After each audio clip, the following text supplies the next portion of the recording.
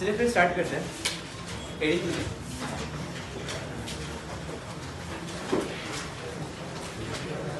बैठे जाइए।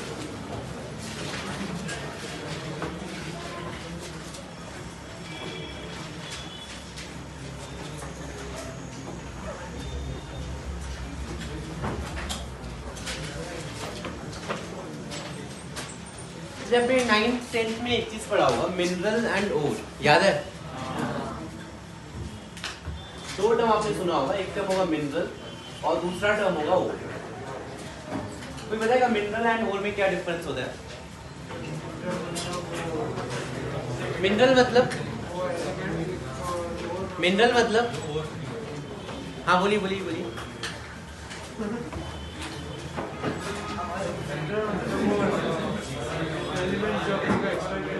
हाँ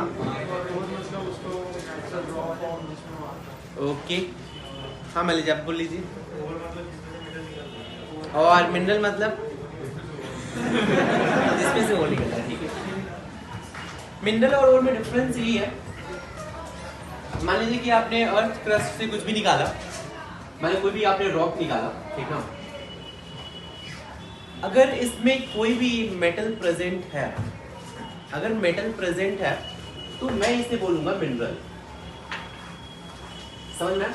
अगर मेटल प्रेजेंट है तो ये मिनरल है, ठीक। लेकिन और होने के लिए कंडीशन ये है कि इसमें मेटल तो ऑफ कोर्स होना चाहिए, राइट। साथ में आप इसमें से मेटल एक्सट्रैक्ट भी कर सकते हैं। एक्सट्रैक्ट करने का मतलब ये है कि आप इस रॉक में से आप एक्सट्रैक्शन प्रोसेस करेंगे, मतलब बहुत सारे प्रोसेस होते हैं, अपन पढ़ेंगे भाई। आप जब इसका एक्सट्रैक्शन करें तो आपको प्रॉफिट होना चाहिए, नंबर 1 थिंग, और आप इसको इजीली यहाँ से मेटल बाहर निकाल सकते हैं। तो ऐसे रॉक को या ऐसे मिनरल को अपन बोलते हैं ओर। मिनरल चमका क्या होता है? मिनरल मतलब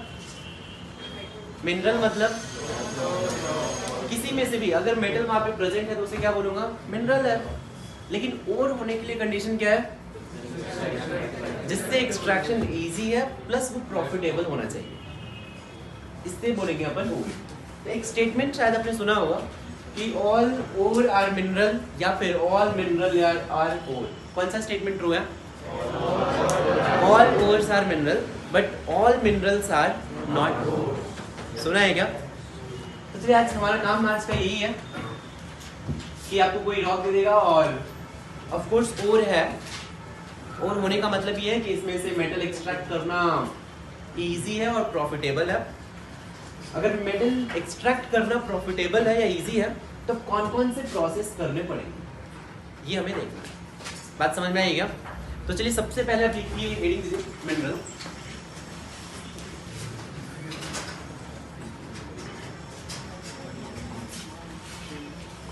मिनरल में लिखिए कि मिनरल में natural occurring substance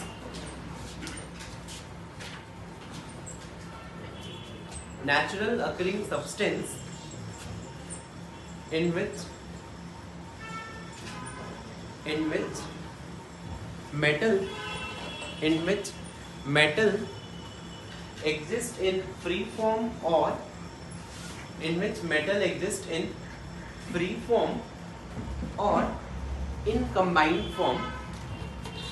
which metal exists in free form or in combined form, known as mineral।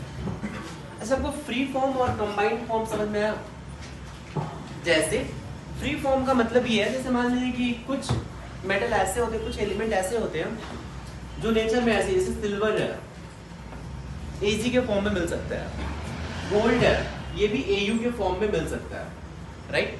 लेकिन कुछ मेटल ऐसे होते हैं जो प्योर फॉर्म में, नेटिव फॉर्म में नहीं मिलेंगे, कंबाइंड फॉर्म में मिलेंगे। कंबाइंड फॉर्म मींस ये अपने ऑक्साइड में या सल्फाइड में या क्लोराइड में इनके फॉर्म में मिलेंगे।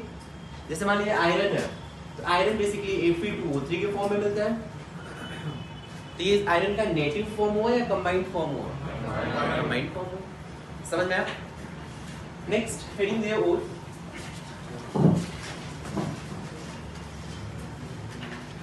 लिखिए इसमें कि मिनरल, और में लिखिए mineral from which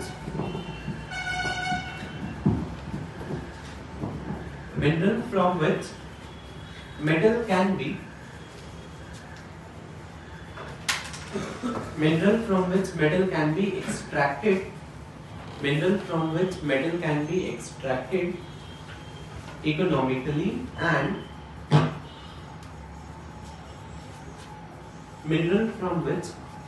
can be extracted economically and conveniently are known as ore. फिर आपको ये लाइन तो समझ में आ ही जाएगा। All, ये भी लिख सकते हो कि all ores are mineral. All ores are mineral, but all minerals are not ore.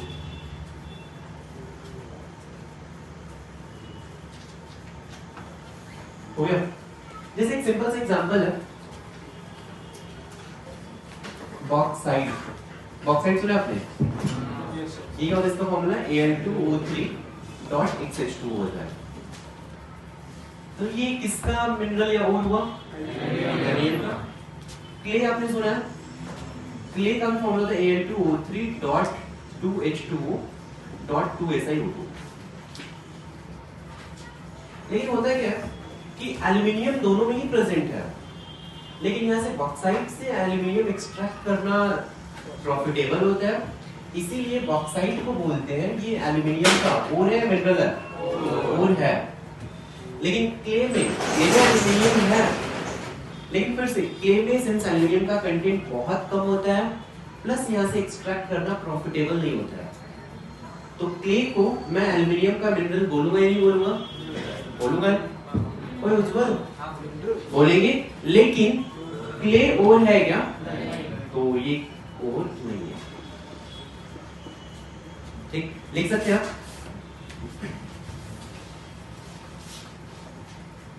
अब आगे की बात करते हैं। तो मेटलर्जी क्या होगा? मेटलर्जी क्या होता है? जो पढ़ने वाले हैं, किसी ओर से मेटल एक्सट्रैक्ट करना, इस प्रोसेस को बोलते हैं मेटलर्जी। तो एक ये भी लिख लीजिए,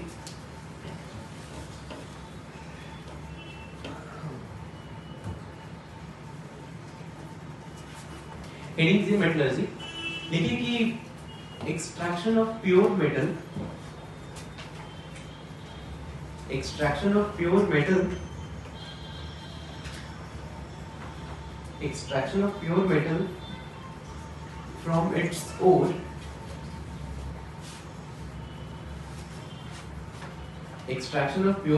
from its ore is called metallurgy.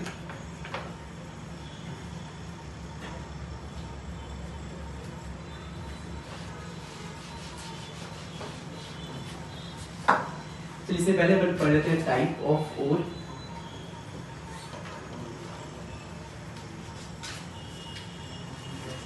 ये होते हैं दो टाइप की, एक तो होता है कंबाइंड ओर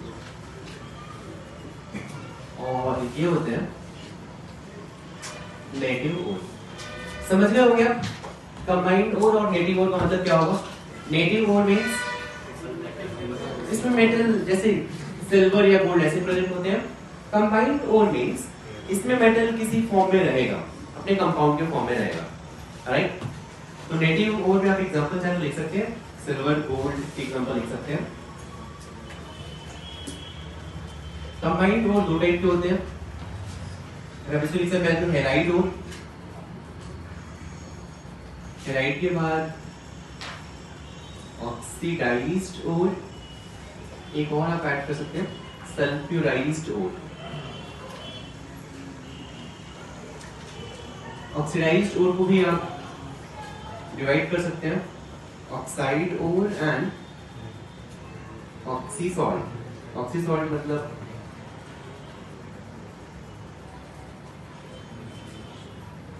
कार्बोनेट,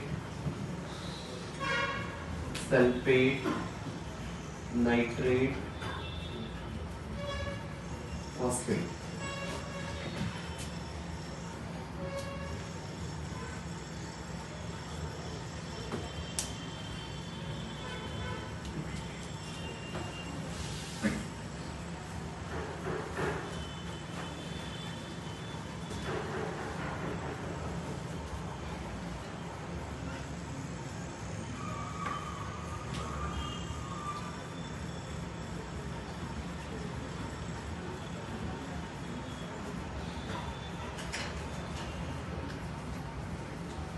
हो गया सबके?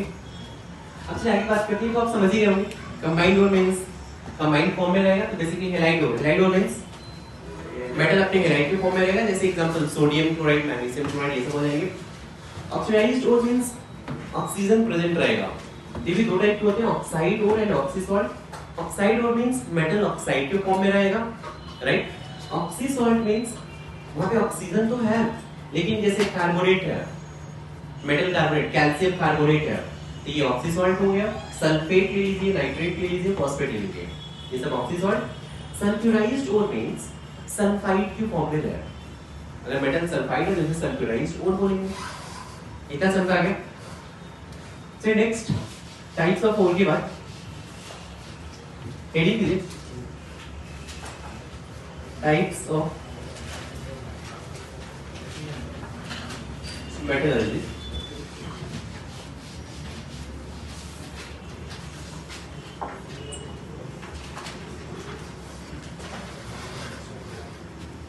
टाइप्स ऑफ मेटलर्जी बेसिकली तीन टाइप के होते हैं बेसिकली। फर्स्ट होगा इलेक्ट्रोमेटलर्जी,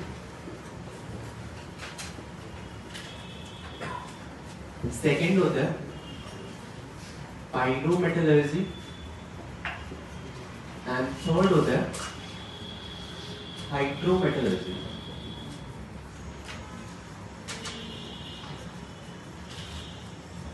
चलिए पहला चीज, अच्छा देवन साहब वेलकम।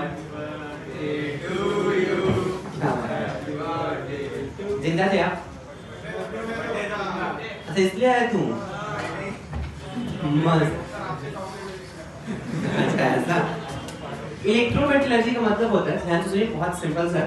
इलेक्ट्रोमेटलर्जी नेम से आपको समझ में आ जाएगा, अगर मेटलर्जी प्रोसेस में इलेक्ट्रोलिसिस का हम लोग यूज कर रहे हैं तो इसे बोलेंगे इलेक्ट्रोमेटलर्जी। पाइरोमेटलर्जी, पाइरो मतलब समझते हैं आप, हीट करना, मतलब अगर आपको हीटिंग करना पड़ रहा है मेटलर्जी में, प्रोसेस में अगर आप हीटिंग कर रहे हैं तो इसे बोलेंगे पाइरोमेटलर्जी। हाइड्रोमेटलर्जी मतलब आपको कोई सॉल्यूशन बनाना पड़ जाए, मतलब किसी सॉल्यूशन में डिसॉल्व करना पड़ जाए,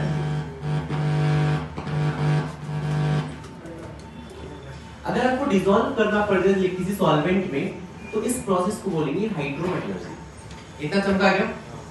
बेसिकली आगे लगा, इलेक्ट्रोमेटलर्जी में क्या होगा? इलेक्ट्रोलिसिस, यहाँ पे क्या करेंगे? हीटिंग, यहाँ पे क्या करेंगे? डिसॉल्व करेंगे, राइट। तो चलिए सबसे पहले इलेक्ट्रोमेटलर्जी का डेफिनेशन लिख लें।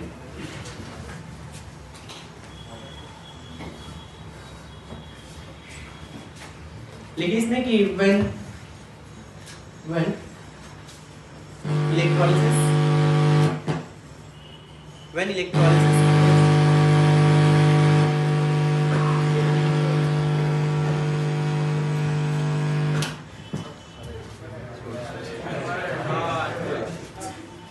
देखिए इसमें when electrolysis is involved in extraction of metal, when electrolysis is involved in extraction of metal, then it is called electrometallurgy.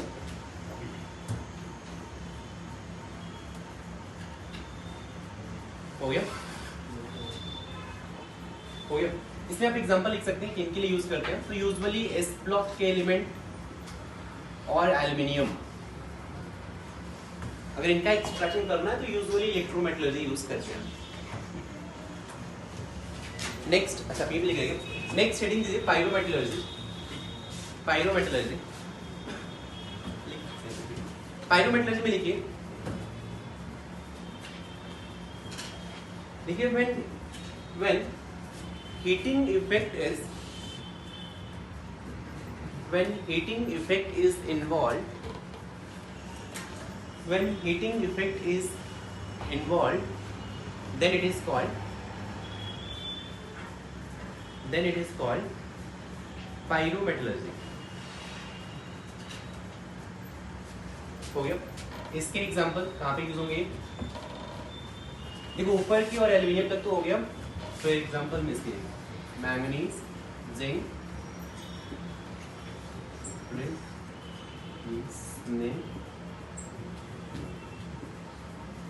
CuSC। इनके मेटलर्जी में पायरोमेटलर्जी यूज होता है।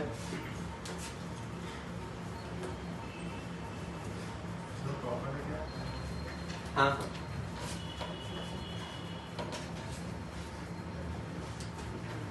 हो गया।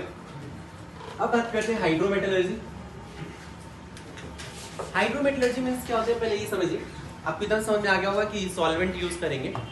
बेसिक फंडा क्या है यहाँ पे, आप कोई सॉल्वेंट लीजिए, ठीक, और आपको मेटल एक्सट्रैक्ट करना है। आपको पता है कि आप कहीं से भी अगर कोई भी मिनरल लाओगे या ओर लाओगे तो ओर में इम्प्योरिटी भी होगा, क्या होगा।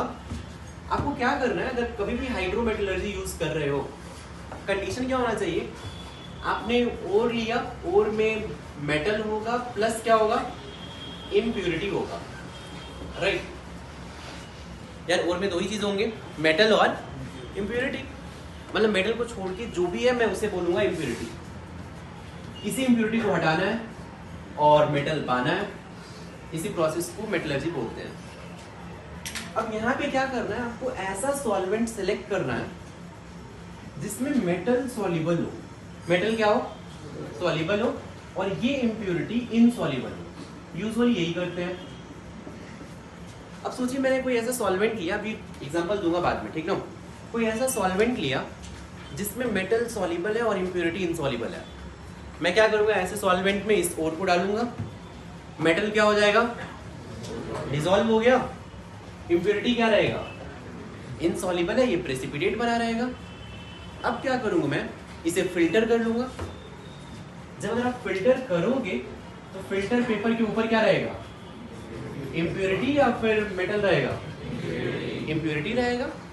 नीचे सॉल्यूशन में क्या आ गया, इस मेटल का सॉल्यूशन आ जाएगा, चमका। फिर कुछ केमिकल रिएक्शन करेंगे सो दैट मेटल को अपन प्योर फॉर्म में डिस्प्लेस कर लेंगे।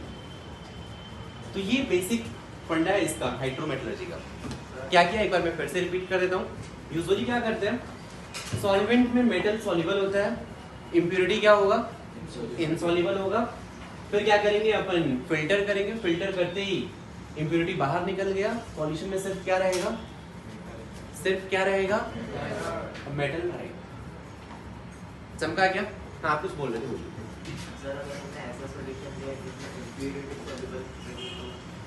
होता है, मैंने बोला ये 90% केसेस में ऐसा यूज करते हैं।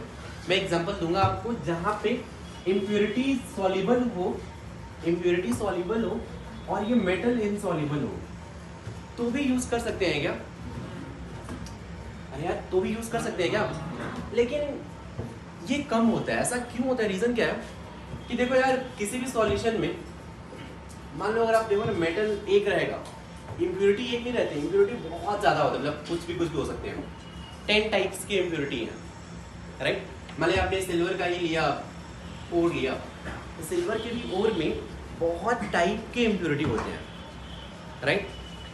अब सोचो क्या होता है कि आप ऐसा सॉल्वेंट सेलेक्ट करो जिसमें सिल्वर सॉल्युबल हो जाए, बाकी सब इनसॉल्युबल ऐसे प्रेसिपिटेट रहेंगे। लेकिन आप जो बोल रहे हो, उल्टा काम बोल रहे हो। आप क्या बोल रहे हो कि सॉल्वेंट ऐसा लीजिए सिल्वर इनसॉल्युबल हो, बाकी सारे सॉल्युबल होने चाहिए, मतलब बाकी सारे रिएक्ट करने चाहिए।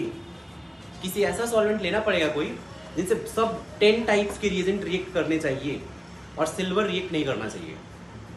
तो ये रिलेटिवली सिलेक्ट करना डिफिकल्ट है।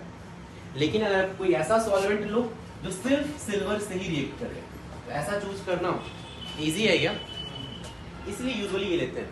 लेकिन हाँ, एक दो केसेस ऐसे हैं जहाँ पे सॉल्वेंट में इम्प्योरिटी भी सॉल्युबल होता है, वैसे भी केस मिल सकते हैं, ठीक ना। तो चलिए इसमें लिखिए हाइड्रोमेटलर्जी में, इसमें क्या लिखिए कि इट इन्वॉल्व, हाइड्रोमेटलर्जी में it involves dissolution of, it involves dissolution of metallic ore, it involves dissolution of metallic ore in suitable solvent, in suitable solvent, in suitable solvent in which metal is soluble in which metal is soluble and impurities are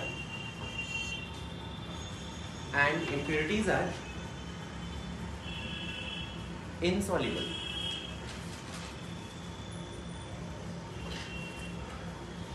हो गया। फिर आगे क्या करोगे? आगे क्या करोगे? इसमें फिल्टर करोगे। फिल्टर करने के बाद इम्प्योरिटी तो बाहर निकल गया। फिर मान लीजिए इसमें कुछ रिएक्शन करना पड़ेगा।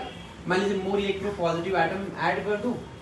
अगर ये कोई सॉल्युबल होने का मतलब है कि ये कोई कंपाउंड बनाया होगा, ठीक है। जो मान लीजिए आपका मेटल था, मेटल कोई कंपाउंड बना लिया होगा। एग्जैक्ट रिएक्शन भी देखेंगे। मेटल कोई कंपाउंड बना के डिसॉल्व हो गया है, लेकिन मुझे मेटल का कंपाउंड चाहिए या मेटल चाहिए? मेटल चाहिए। तो फिर क्या करना पड़ेगा? इसमें कोई मोर इलेक्ट्रो पॉजिटिव मेटल ऐड कर दीजिए, जिससे क्या हो जाएगा? डिस्प्लेसमेंट रिएक्शन हो जाएगा। क्या बन जाएगा? M' प्लस क्या मिल जाएगा? चमका क्या? नहीं चमका। तो लिखिए इसमें कि इसी में कंटिन्यू करिए। After filtration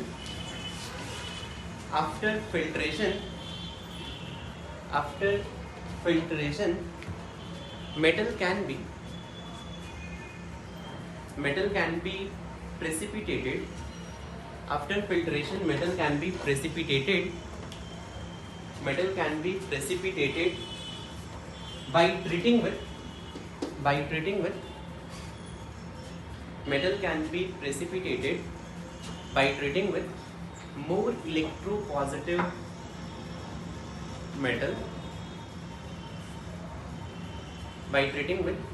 more electropositive metal, ठीक है। इसमें एग्जांपल लिख सकते हो हाइड्रोमेटलर्जी में कॉपर AgAu।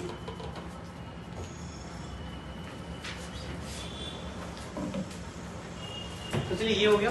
अब अपन जनरल बात करते हैं कि मेटलर्जी में कौन कौन से प्रोसेस यूज होंगे। चलिए मान लीजिए कि आपने इंग्लिश इमेजिन करो कि आपको मेटलर्जी करना है। सबसे पहले कहाँ जाओगे? कहाँ जाएगा भाई? सबसे पहले पहाड़ पे जाएगा, ठीक। वहां से क्या लाएगा?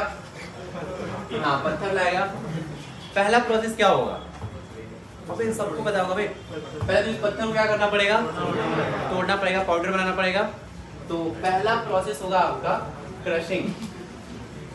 अबे चमका गया, सिंपल है भाई। या फिर ग्राइंडिंग, ठीक। तो देखिए इसमें कि common steps involve in metallurgy. Common steps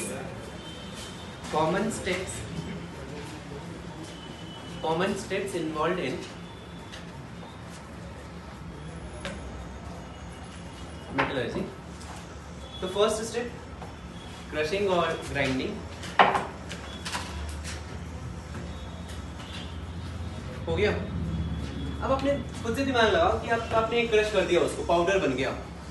तो सेकंड प्रोसेस होता है कि जो बहुत बड़े बड़े इम्प्योरिटी हैं, जैसे मान लो कि ऐसी क्ले है या फिर कुछ ऐसे ही है, सैंड है, इनको बाहर निकालना पड़ेगा। अभी मैं पूरे इम्प्योरिटी को बाहर नहीं निकालूंगा, पहले जो इजीली इम्प्योरिटी बाहर जा सकते हैं इनको बाहर निकालूंगा। देखेंगे कौन कौन से प्रोसेस है।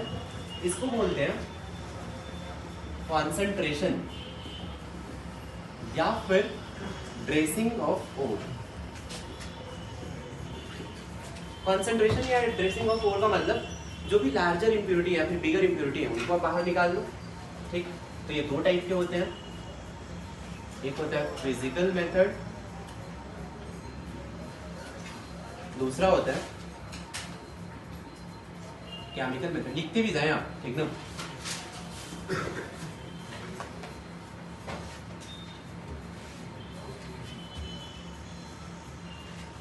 फिजिकल मेथड में पहला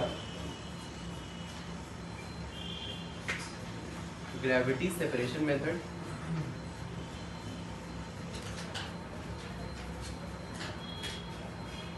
इसी का नेम है लेविगेशन। दो टाइप से करते हैं, आइदर विल टेबल पे या फिर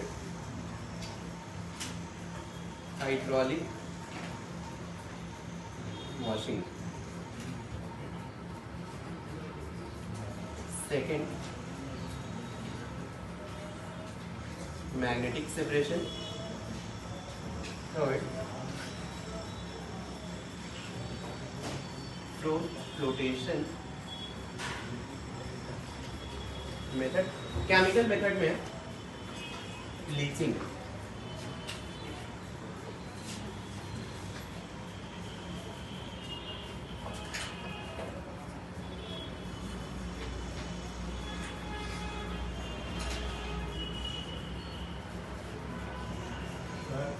हाँ बोलिए.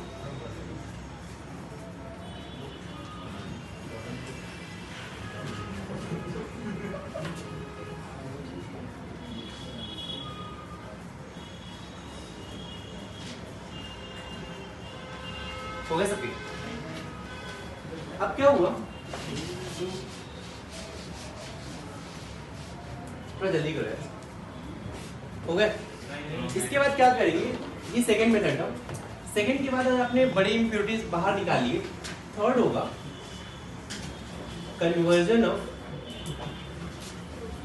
concentrated ore into metal oxide. अबे फटाक से सुनो. आपने क्या किया कि जो भी लार्जर इम्प्योरिटी थे इनको आपने बाहर निकाल लिया. ठीक. अब क्या होगा, जो भी ओर बचा होगा उसको क्या करेंगे, उसको अपन बोलेंगे कॉन्सेंट्रेटेड ओर. कॉन्सेंट्रेटेड ओर को अपन मेटल ऑक्साइड में कन्वर्ट करेंगे. किसमें कन्वर्ट करेंगे, अबे बताओ किसमें कन्वर्ट करेंगे.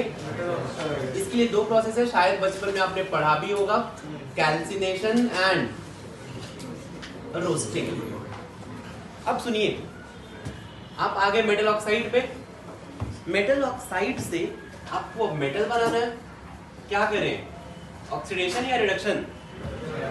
क्या करें, तो चलिए इसके बाद फोर्थ होगा reduction.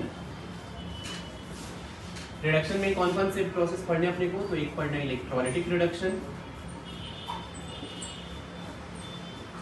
Next aluminium reduction, third carbon reduction, fourth self reduction.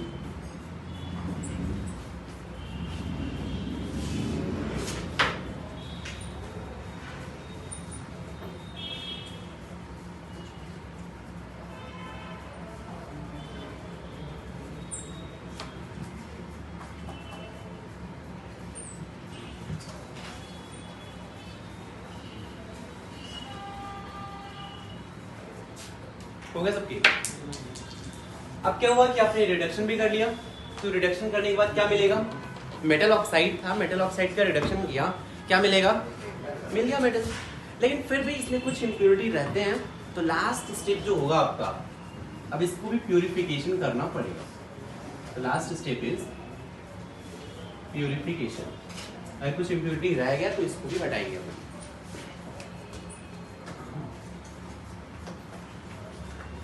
तो इसमें कौन कौन से मेथड है, हमने पढ़ना है electrolysis,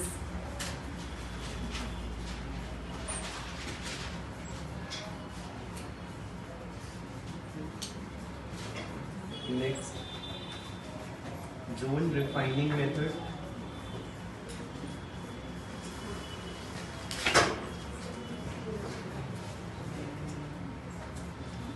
vapour phase refining method. Vapour phase में अपने को पढ़ना है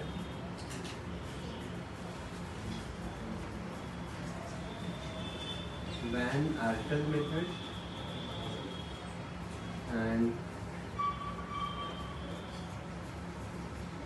मॉइंस प्रोसेस.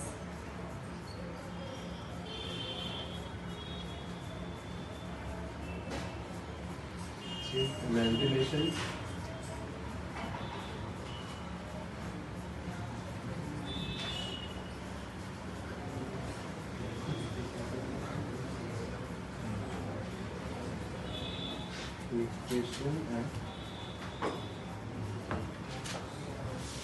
यहाँ पे लिखे तो मैं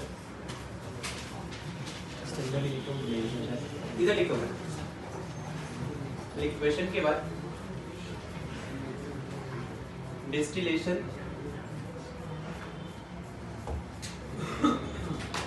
फिर ऑक्सीडेशन मेथड, इनमें 3 प्रोसेस है। एक है बेसिमराइजेशन, क्यूपुलेशन एंड कोटिंग।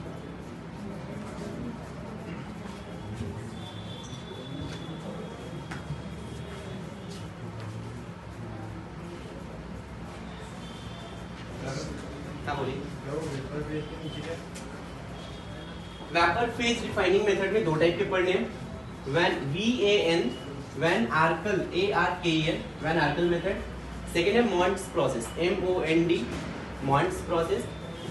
नेक्स्ट है एमल्गमेशन, लिक्वेशन, डिस्टिलेशन। फिर ऑक्सीडेशन मेथड में भी 3 टाइप के होते हैं, बेसिमराइजेशन, क्यूपुलेशन एंड कोटिंग।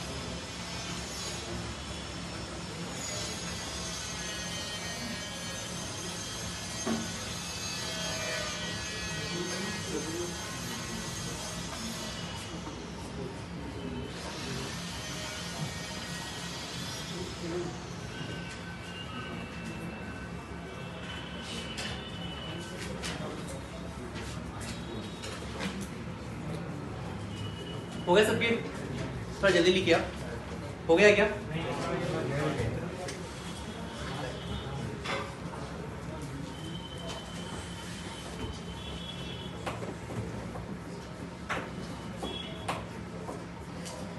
तो हो गया क्या? देखिए बेसिकली 5 प्रोसेस मेनली है, मतलब जो सब में ऑलमोस्ट सब में रिपीट होंगे, ठीक ना। कोई भी मेटल का अगर आपने मेटलर्जी किया, एक्सट्रैक्शन करो, तो यही प्रोसेस जनरली यूज होते हैं। पहला प्रोसेस जो आपको बहुत इजी समझ में आ रहा होगा, क्रशिंग। क्रशिंग मतलब समझ में आ रहा है क्या होगा? क्रशिंग या ग्राइंडिंग मतलब बस पाउडर बनाना है। पाउडर बनाने के बाद कॉन्सेंट्रेशन, कॉन्सेंट्रेशन या ड्रेसिंग ऑफ ओर का मतलब समझे आप? मतलब जो भी ऐसी सैंड पार्टिकल या क्ले या कुछ ऐसे पार्टिकल हैं, इनको बाहर निकालना है, तो इसको बोलते हैं कॉन्सेंट्रेशन ऑफ ओर। ये 2 टाइप के होते हैं, physical method and chemical method. Chemical method आप पढ़ेंगे, लीचिंग होता है। फिजिकल मेथड में ग्रेविटी सेपरेशन मेथड आपको समझ में आ रहा होगा शायद। हाइड्रोलिक वॉशिंग या ये बताऊंगा वेल्फली टेबल क्या होता है, ठीक। सेकंड मेथड है magnetic separation. Magnetic separation name समझ में आ रहा है? क्या यूज करेंगे इसमें? कुछ यूज करेंगे, बताऊंगा। फ्लोटेशन मेथड पढ़ना है आप, देखो। जैसे ही आपने ऐसे बड़े पार्टिकल बाहर निकाल लिए, अब क्या करेंगे? मेटल ऑक्साइड में कन्वर्ट करेंगे। मेटल ऑक्साइड में कन्वर्ट करने के लिए अपन कैल्सिनेशन या रोस्टिंग करेंगे। शायद आपको समझ में भी आ रहा होगा।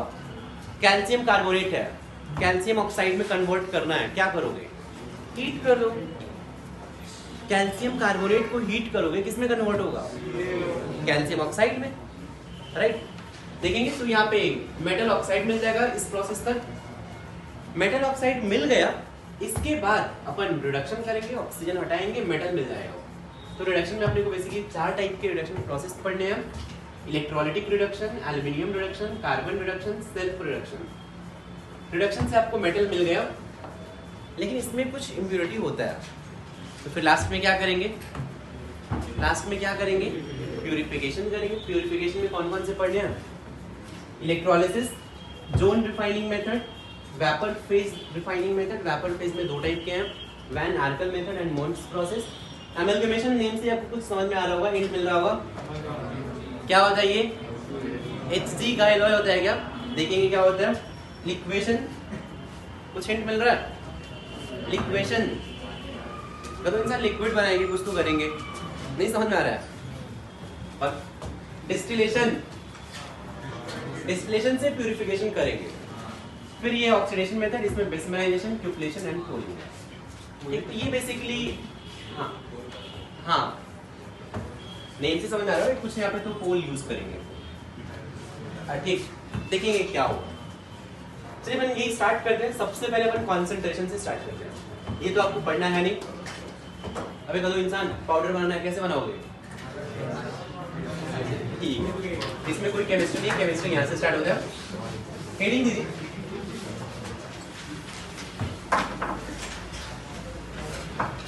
कंसंट्रेशन। इससे पहले जैसे ही आपने पाउडर बना लिया, ठीक, तो मैंने बोला था ये कॉन्सेंट्रेशन किस लिए यूज करते हैं, किस लिए यूज करते हैं? लार्ज इम्प्योरिटी को हटाने के लिए। क्या ऐसे इम्प्योरिटी को बोलते हैं, हाँ आप गैंग को बोल लीजिए, गैंग बोल लीजिए, ठीक ना, कोई भी चलेगा। वही जो सैंड पार्टिकल होते हैं या क्ले होते हैं, इनको अपन गैंग या फिर मैट्रिक्स बोलते हैं। तो लिखिए इसमें impurities of sand, clay, impurities of sand, clay,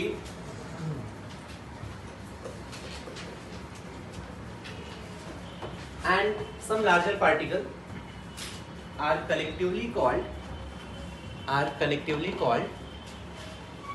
gang or matrix। हो गया?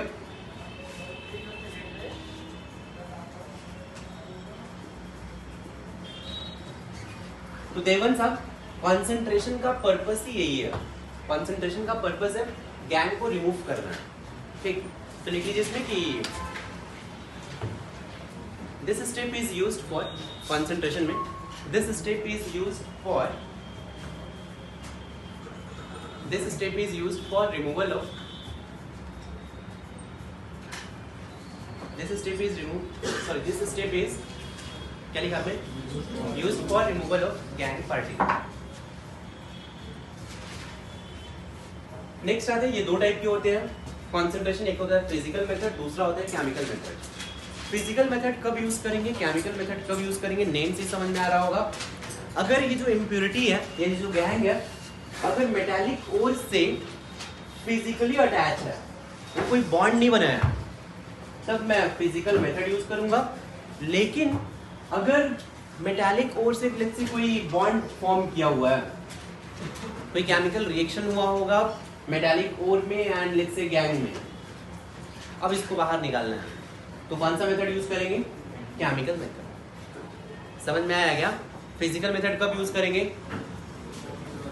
अभी देखो इंसान बहुत सिंपल है यार, जैसे मान लो कि आपके पास कुछ आयरन है, लेट्स से आयरन का ऐसे छोटे छोटे पार्टिकल हैं और उसमें ऐसी मिट्टी आ गया, इम्प्योरिटी है, तो क्या मिट्टी और उस आयरन में बॉन्ड बना है क्या? नहीं। अब बाहर निकालना है, क्या करोगे? पानी में धो दोगे? कैसे कर हो? नहीं, अगर पानी से धो दोगे तो क्या होगा? अच्छा बनता है ये पानी से तो आधा तो क्या ऑक्साइड बन जाता है क्या? यही मेथड सुनिए यहाँ पे, ग्रेविटी सेपरेशन यही है बे, ठीक। अगर ये हाइड्रोलिक वॉशिंग का मतलब यही है, अगर किसी भी आप इम्प्योरिटी है अगर आप वॉश करोगे तो यहाँ से इम्प्योरिटी बाहर जाता है क्या? तो वैसे इम्प्योरिटी बाहर जाएंगे जो बॉन्ड नहीं बना है, जस्ट फिजिकली अटैच है। तो लिखिए इसमें फिजिकल मेथड, कंसंट्रेशन में फिजिकल मेथड, फिजिकल मेथड में क्या लिख लीजिए कि when impurities are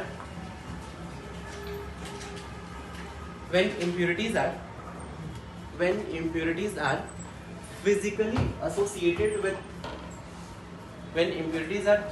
associated with coal, then this method is used। इसलिए इसमें पहला आपने को पढ़ना है gravity separation method, then this method is used। हो गया? हेडिंग दीजिए gravity separation method. Gravity separation method use करने का कंडीशन क्या है? मान लीजिए ओर एंड इम्प्योरिटी में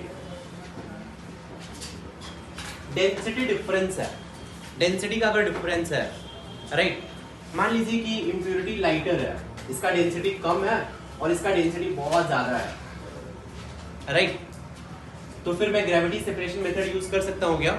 नीचे कौन आएगा? अगर इसका डेंसिटी ज्यादा है, इम्प्योरिटी का डेंसिटी कम है, तो फिर नीचे कौन रहेगा? ऊपर कौन रहेगा? इस केस में यूज कर सकता हूँ। तो लिखिए इसमें कि ग्रेविटी सेपरेशन कब यूज करेंगे? लेकिन when metal and impurity when metal and impurity have density difference when metal and impurity have density difference और ये जनरली किसके लिए यूज करते हैं? तो लीकेज में generally it is use for carbonate ore and generally it is use for carbonate ore and oxide ore.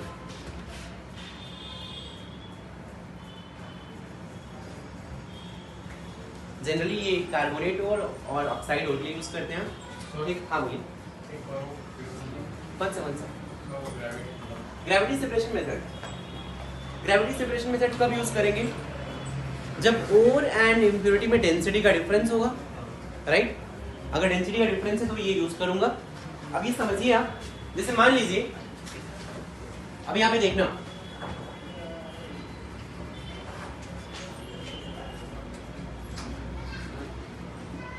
English साहब imagine करिए कि यहां से ऐसे वाटर फ्लो हो रहा है, पानी ऐसे आ रहा है.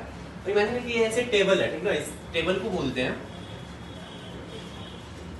Plate table. ठीक, कुछ नहीं, बस ये ऐसे स्लोप है इसमें, ठीक है, और कुछ नहीं है.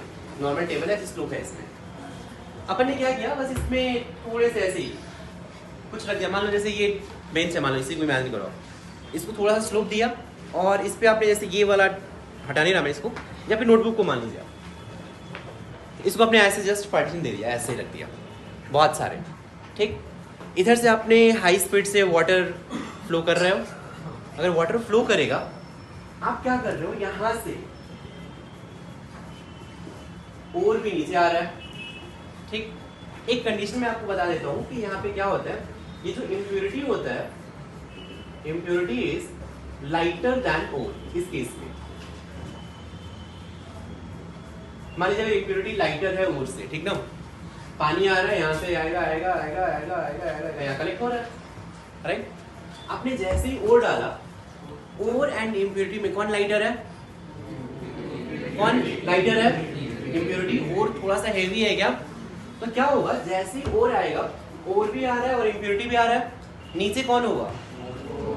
तो ये जो मैंने कॉलम बनाया, यहाँ पे क्या डिपॉजिट होगा? यहाँ पे क्या डिपॉजिट हो जाएगा? ओर डिपॉजिट हो जाएगा. यहाँ पे क्या आएगा?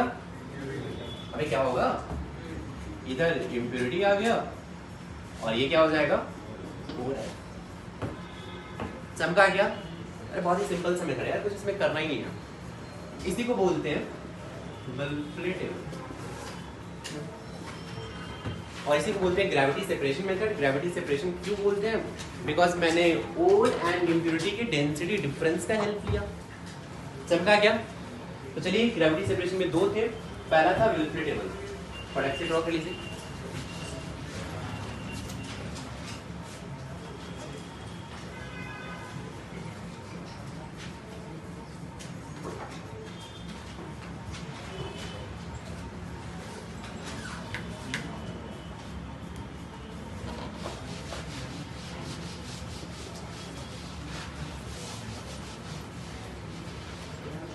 सेकेंड आते हैं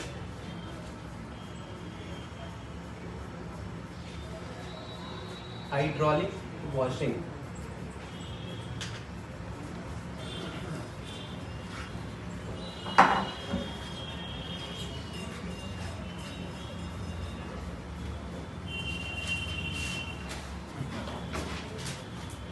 चलिए, हो गए सबके?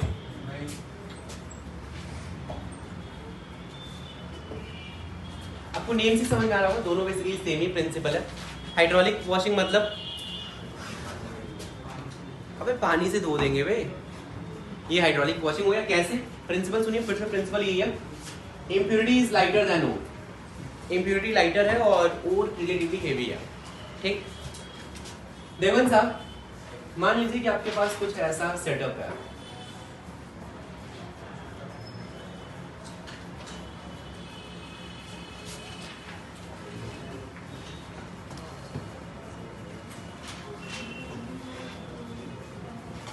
मैं ऐसे क्या कर रहा हूँ, यहाँ से वाटर सप्लाई कर रहा हूँ। आप इमेजिन करिए कि वाटर यहाँ से हाई प्रेशर से वाटर जा रहा है, ठीक। और मैंने क्या किया, ऊपर से और इसमें गैंग भी है, इम्प्योरिटी भी है, ठीक। ये दोनों ऊपर से नीचे गिर रहे हैं, राइट। नीचे से हाई प्रेशर से वाटर, जैसे ऐसे फाउंटेन टाइप आप इमेजिन कर सकते हैं, वाटर फ्लो कर रहा है हाई प्रेशर पे। क्या होगा, और है मतलब मेटल भी है और इसमें गैंग भी है।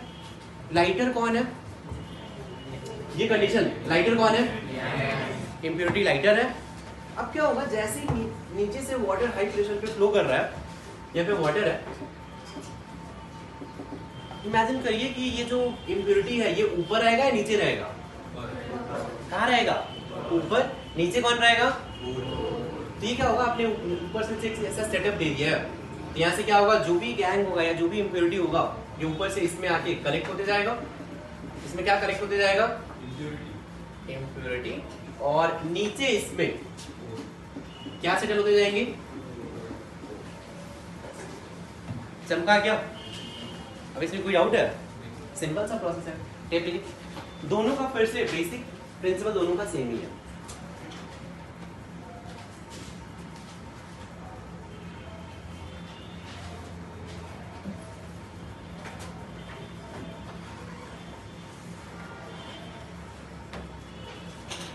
चलिए ये हो गया पहला, ग्रेविटी सेपरेशन।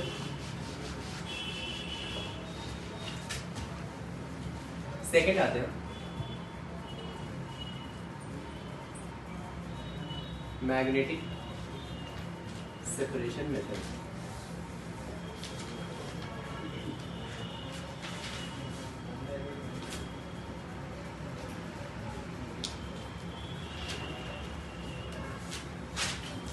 हो गया, हो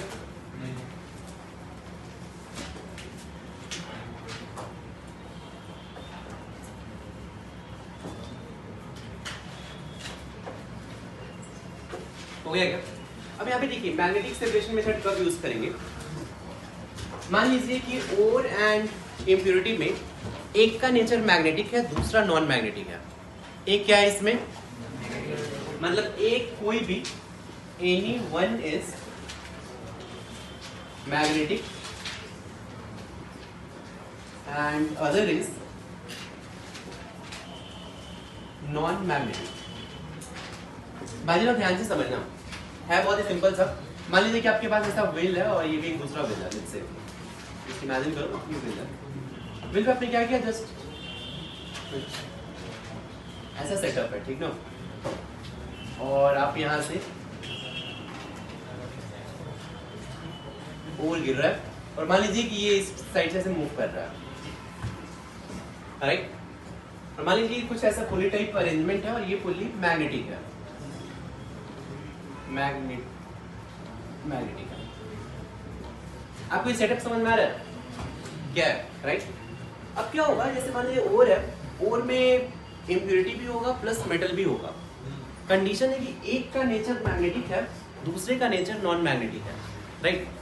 और यहाँ पे जो मान लीजिए आपने कुछ आयरन का या कुछ ऐसा लिया है जिससे इसका नेचर मैग्नेटिक है। अब जैसे ये रोटेट होगा इस बेल्ट पे, तो क्या होगा, ये से बेल्ट पे आएगा और यहाँ से ऐसे नीचे गिरेगा, राइट। लेकिन इनमें से जिसका भी नेचर मैग्नेटिक होगा वो इसके पास में गिरेगा, राइट। जिसका नेचर नॉन मैग्नेटिक है वो कहाँ पे गिरेगा, रिलेटिवली कहाँ गिरेगा, दूर गिरेगा। तो ये यहाँ पे नॉन मैग्नेटिक गिरेगा और यहाँ पे मैग्नेटिक गिरेगा। फिर से आपने इम्प्योरिटी और मेटल को सेपरेट कर लिया, चमका गया। क्या बोली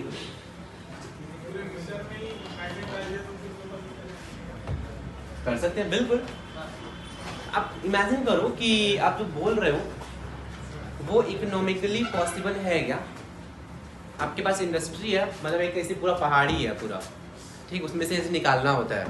आप क्या करोगे, पूरा बड़ा सा मैग्नेट लेके जाओगे, हाँ यही काम करोगे क्या, वो कर सकता है। हाँ कर सकते हो। हाँ बोलिए इधर से। अच्छा गिरेगा।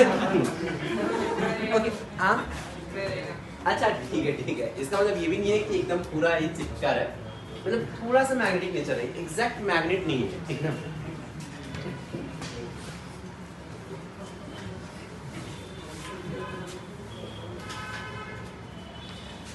आपको बस इसमें एग्जांपल याद रखें, मतलब अब एग्जाम में क्या पूछेंगे इसमें, तो कौन कौन से ओवर है जिनको इस मेथड से आप सेपरेट कर सकते हैं, ये एग्जाम में पूछेंगे, इसके एग्जांपल याद रखिए आप।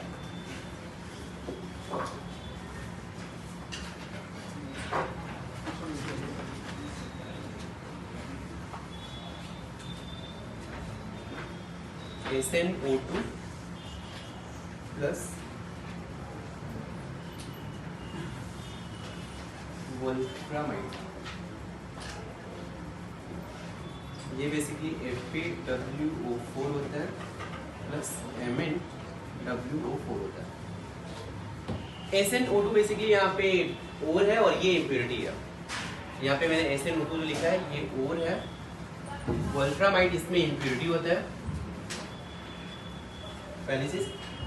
दूसरा चीज कि यहाँ पे इम्प्योरिटी वोल्फ्रामाइड ये मैग्नेटिक होता है और ये नॉन मैग्नेटिक होता है। पहला एग्जांपल कि अगर आपके पास SnO2 का ओर है, इसमें वोल्फ्रामाइड का इम्प्योरिटी होता है, राइट। लेकिन वोल्फ्रामाइड क्या होता है, इसका नेचर मैग्नेटिक होता है, भले ही इम्प्योरिटी है इसका नेचर मैग्नेटिक है। SnO2 मेन ओर है मेरा, इसका नेचर नॉन मैग्नेटिक है। तो अगर इन दोनों को सेपरेट करना है तो आप इस मेथड से सेपरेट कर सकते हैं क्या? ये फर्स्ट एग्जांपल।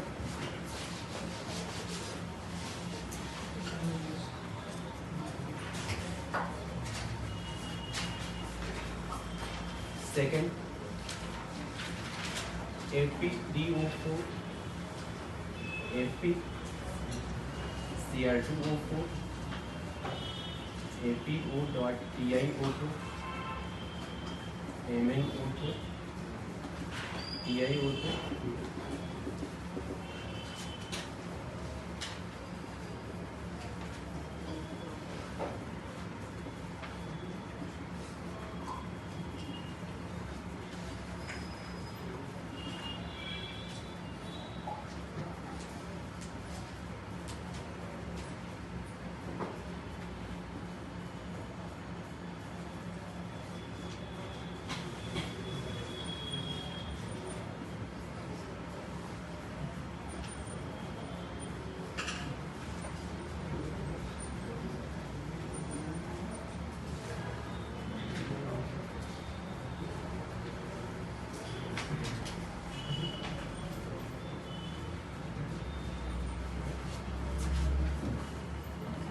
मैंने जो सेकेंड क्लास का जो एग्जांपल लिखा है ये सारे ही हैं। इनमें क्या है, ये जो ओर है इन सबका नेचर मैग्नेटिक है और ये जो इम्प्योरिटी है ये सारे नॉन मैग्नेटिक है।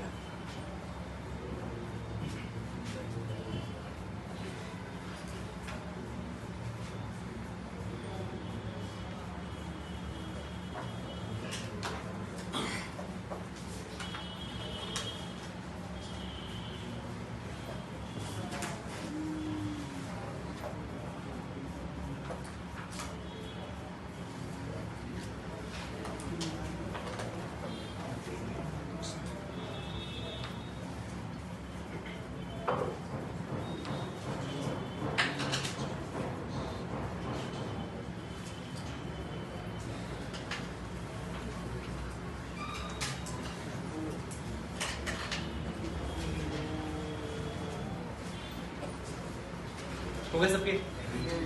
तो जल्दी करें। ये था magnetic separation. Next physical method में था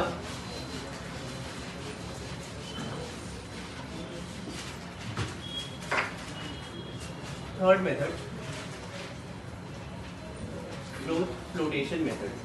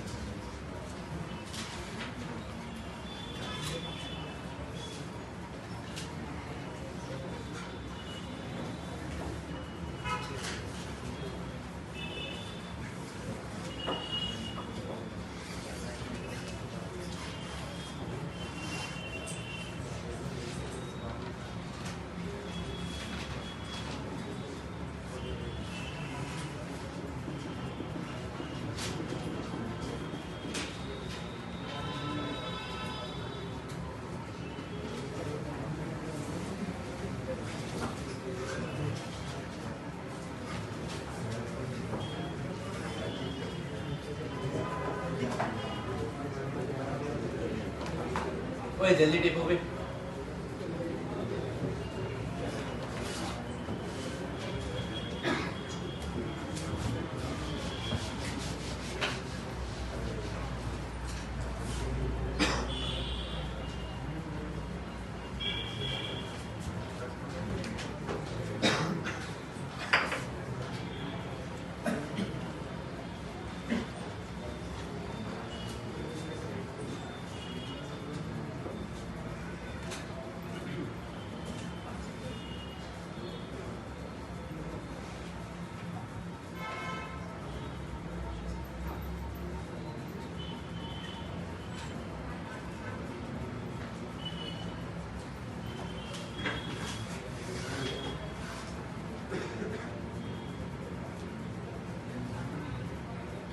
होगा सबके?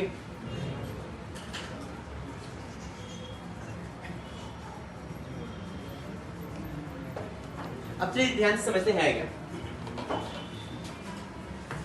होता है कि ये फ्रूट फ्लोटेशन मेथड, अब जरा सुनना से, फ्रूट फ्लोटेशन मेथड ये यूजुअली सल्फाइड ओर के लिए करते हैं, मतलब कोई मेटल सल्फाइड है तो जनरली इसके लिए यूज करते हैं।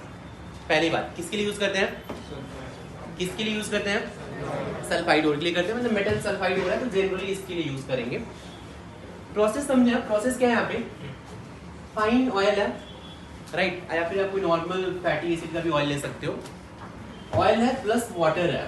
पहले तो आप इतना समझो कि ऑयल है, वाटर है, और ये जो मैंने किया ना, ये इसको एजिटेटर बोलते हैं, या फिर एकदम देसी में आप समझो कि कोई भी चीज है जिससे आप इसको रोटेट करने वाले हो। रोटेट करो तो क्या होगा? इमेजिन करें, थोड़ी इसको गोली मारो, अगर मेरे पास वाटर है और इसमें मैं ऑयल डाल दूं और इसको मैं बहुत जोर से शेक करूं, क्या होगा? झाग बनेगा क्या? नहीं, हाँ बे, बबल्स बनेंगे। अब क्या होगा? बस यही प्रॉपर्टी हम लोग यूज करने वाले हैं। क्या करते हैं, ध्यान से सुनना। फाइन ऑयल, वाटर डाला है आपने, मेटालिक ओर डाला है, सोडियम इथाइल जेनथेट, इसका मैं भी बाद में बताऊंगा, इसका यूज किया सोडियम इथाइल जेनथेट का। फाइन ऑयल, वाटर और मेटालिक ओर डाल के जैसे ही आप एजिटेट करोगे, फिर इसको रोटेट करोगे, क्या होगा? यहाँ पे बबल्स बनेंगे, राइट। एक प्रॉपर्टी होता है कि ये जो सल्फाइड ओर है, ध्यान रखना है, ये सल्फाइड ओर है, इसका प्रेफरेंशियल वेटिंग होता है, preferential wetting property with oil. और ये जो इम्प्योरिटी है, इसका preferential wetting property with water है। अच्छा, अब इस लाइन का मतलब क्या हुआ? ये जो ओर है, इसका ये मेटालिक सल्फाइड का, मेटल सल्फाइड ओर का प्रॉपर्टी होता है कि ये ऑयल से अटैच होना चाहता है। ऑयल से क्या होगा? अटैच होगा। इसको केमिस्ट्री की भाषा में इसको बोलते हैं एडजॉर्प्शन।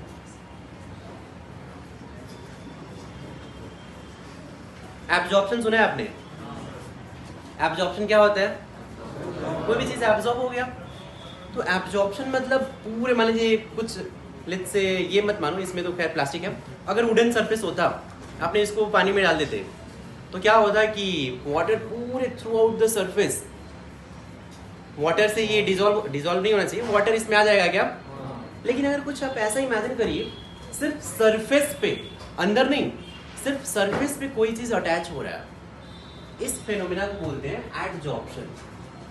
एब्जॉर्प्शन मींस पूरे बल्क में एब्जॉर्ब होगा, एडजॉर्प्शन मतलब सिर्फ सरफेस पे एडजॉर्ब होगा। वैसे ये टॉपिक है इसका सरफेस केमिस्ट्री का, वहां पे पढ़ेंगे अपन, ठीक। अब तो यहाँ पे होगा क्या, ये जो ओर है, ओर किससे अटैच होना चाहता है? ऑयल से। किससे अटैच होना चाहता है? ऑयल से। इम्प्योरिटी किससे अटैच होना चाहता है? वाटर से। इतना चमका। ओर किससे अटैच होना चाहता है? ऑयल से। इम्प्योरिटी किससे अटैच होना चाहता है? ये इनका प्रॉपर्टी होता है, तभी मैं ये यूज करूंगा मेथड। अब क्या होगा, जैसे ही आपने कंप्रेस्ड एयर पास किया और एजिटेट कर रहे हो, इसको में घुमा रहे हो, तो क्या होगा, यहाँ से एयर बबल्स बनेंगे। ऐसे बबल्स बन गया। बबल्स किसका होगा? ऑयल का होगा। ऐसे बबल्स होगा। अब क्या होगा, जैसे ही बबल बनेगा, ये बबल ऊपर आएगा क्या? ऐसे बहुत सारे बबल्स ऊपर आ जाएंगे। इमेजिन करिए, बहुत सारे बबल्स ऐसे ही ऊपर आ गया। ऊपर आएंगे और फिर ये नीचे बाहर जाते जाएंगे। अब इधर कलेक्ट कर दो। ये जो बबल बना था ये ऑयल का बना था क्या? ऑयल के कारण ही बना था क्या? और ये जो मेटल ओर है, ओर किससे अटैच होना चाहता है? क्या होगा जब ये बबल बनेगा, इसके सरफेस पे मेटालिक ओर एडजॉर्ब हो जाएगा। एडजॉर्ब होने का मतलब समझ में आ रहा है? नहीं चमका तो आप ऐसे इमेजिन करो, बस इसके मेटालिक ओर क्या होगा, इस बबल के सरफेस पे अटैच हो जाएगा। अब जैसे सरफेस पे अटैच हुआ, ये बबल ऊपर जा रहा है, मेटालिक ओर भी क्या होगा, ऊपर जाएगा, ऊपर जाएगा, ऊपर जाएगा। यहाँ से बाहर निकाल लिया आपने, यहाँ पे क्या मिलेगा, यहाँ पे क्या मिलेगा, तो हाँ बबल्स मिलेगा, लेकिन फाइनली जब बबल्स को फोड़ोगे तो क्या मिलेगा, ऊपर मिलेगा। लेकिन जो वाटर रहेगा, इसमें वाटर रहेंगे, इसमें क्या रह जाएगा, इम्प्योरिटी रह जाएगा। समझा? अब आगे की स्टोरी। सोडियम इथाइल जेनथेट को बोलते हैं, इसको बोलते हैं कलेक्टर।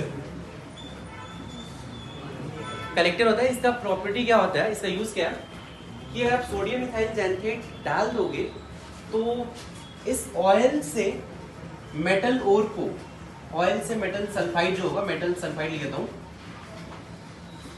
इसको अटैच करने में ये हेल्प करता है और कुछ नहीं। अगर आपने सोडियम इथाइल जेनथेट डाल दिया तो इससे क्या होगा, पाइन ऑयल और मेटल सल्फाइड में क्या होगा, ये दोनों अटैच हो जाएंगे। अगर अटैच हो जाएंगे तो इजीली बाहर जाएगा। चमका क्या भाई, चमका क्या? मुझे लोग नहीं चमका। फिर से एक बार बता रहा हूँ, क्या है कि आपने यहाँ पे क्या क्या डाला है, पहले सोचो। Pine oil, water, sodium ethyl xanthate and metallic ore डाला है। सोडियम इथाइल जेनथेट का काम क्या है, यहाँ पे काम क्या है, ओर को किससे अटैच करवाएगा, किससे अटैच करवाएगा, ओर को ऑयल से अटैच करने में हेल्प करता है, ये काम है इसका। जैसे ही आपने इसको एजिटेट किया या फिर ऐसे रोटेट किया ये, तो क्या होगा, बबल्स बनेंगे। बबल्स बनते ही, ये ऑयल के बबल्स हैं, राइट, ये बबल्स ऊपर जाएगा, ऊपर जाएगा, यहाँ से आप करेक्ट कर लोगे। सिंस इस बबल में क्या अटैच रहा होगा, और इसलिए आपको और यहाँ पे मिल जाएगा। एंड जो इम्प्योरिटी है ये वाटर से अटैच होते हैं, तो वाटर आपका इधर नीचे रहेगा, आपको इम्प्योरिटी नीचे ही मिल जाएगा। चमका गया? आगे की बात कर लेते हैं। अब यार अगर बबल फूट गया बीच में ही तो अच्छी बात है या बुरी बात है? क्या करते हैं, इस बबल को स्टेबल करना पड़ेगा। मतलब इस फ्रोथ को, फ्रोथ मतलब समझ में आ रहा है क्या होता है, फ्रोथ मतलब अबे जहाज, इसको स्टेबल बनाना है। स्टेबल बनाने के लिए, सो दैट ये ब्रेक ना हो, इसके लिए एक तो और इसमें ऐड करते हैं, एनिलीन ऐड करते हैं। एनिलीन समझते हो क्या होता है, बेंजीन पे NH2, या फिर क्रिजोल ऐड करते हैं। इनका काम क्या है, तो ये बबल को स्टेबल बनाते हैं। सोडियम इथाइल जेनथेट को कलेक्टर बोलते हैं। इसका काम क्या है, काम क्या है, काम क्या है, ओर से ऑयल को क्या करेगा, अटैच करवाएगा। एनिलीन और क्रिजोल का काम क्या है, बबल को स्टेबल करेगा। तो चलिए ये डायग्राम ड्रॉ कर लीजिए और ये पॉइंट लिखिए आप।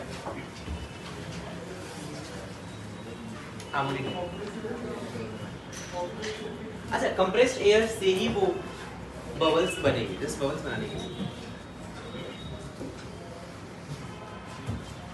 आपको लिखना क्या क्या इसमें, ये सब हटाओ तो मैं लिखूंगा ये आपको, ये सब हटाओ, आप सिर्फ ये लिख दो, टाइम ड्रॉ कर लो बस। ये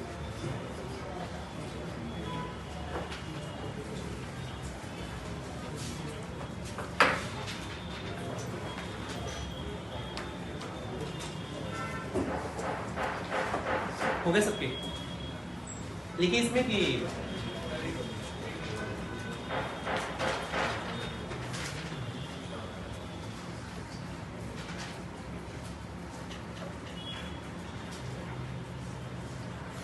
हो गया क्या?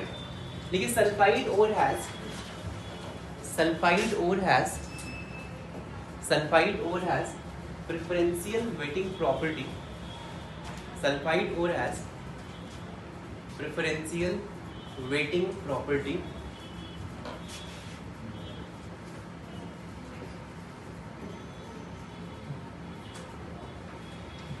weighting property with pine oil,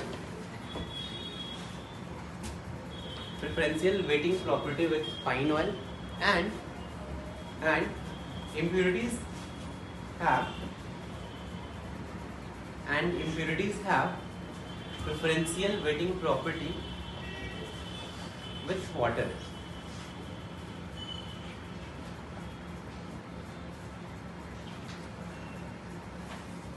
हो गया. नेक्स्ट यहाँ पे देखिए इसमें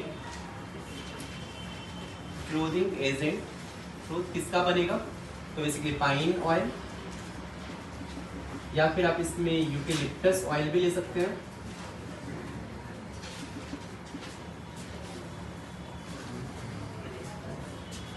तो भी कोई क्रूड ऑयल भी ले सकते हैं, crude oil, fatty acid oil. Next इसमें लिख लीजिए एक लाइन, ये याद रखना कि इस प्रोसेस में एडजॉर्प्शन यूज होता है. एडजॉर्प्शन मुझे पूछ सकते हैं आपसे, लेकिन इसमें कि adsorption is used in this process. Next thing आपसे ये पूछ सकते हैं कि इसमें सोडियम इथाइल जेनरेट क्या होता है, करेक्टर. इसका देसी में एकदम काम क्या है, देसी में काम क्या है, ऑयल और ओर को अटैच करने में हेल्प करेगा. तो लिख लीजिए कलेक्टर कौन है इसमें, sodium ethyl generate. Collector sodium ethyl generate.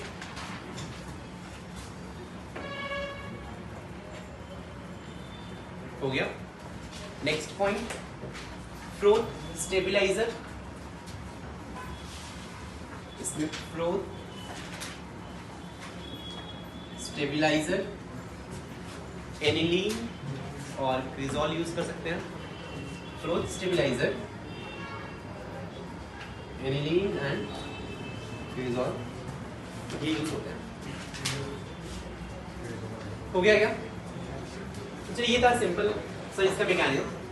कभी कभी क्या होता है कि लेट्स से दो सल्फाइड हो रहा है, ध्यान से सुनिए, दो सल्फाइड हो रहा है. मान लीजिए कोई metal sulphide M1 metal sulphide, दूसरा M2 मेटल सल्फाइड. दो मेटल सल्फाइड हो रहे हैं. इसका काम कलेक्टर है. कलेक्टर मतलब एकदम देसी में निकलो कि ये ओर को ऑयल से अटैच होने में हेल्प करेगा. जो भी ऑयल था, ऑयल का बबल था, इस पे ओर अटैच हुआ, मेटल सल्फाइड और अटैच होने में हेल्प करता है. ठीक,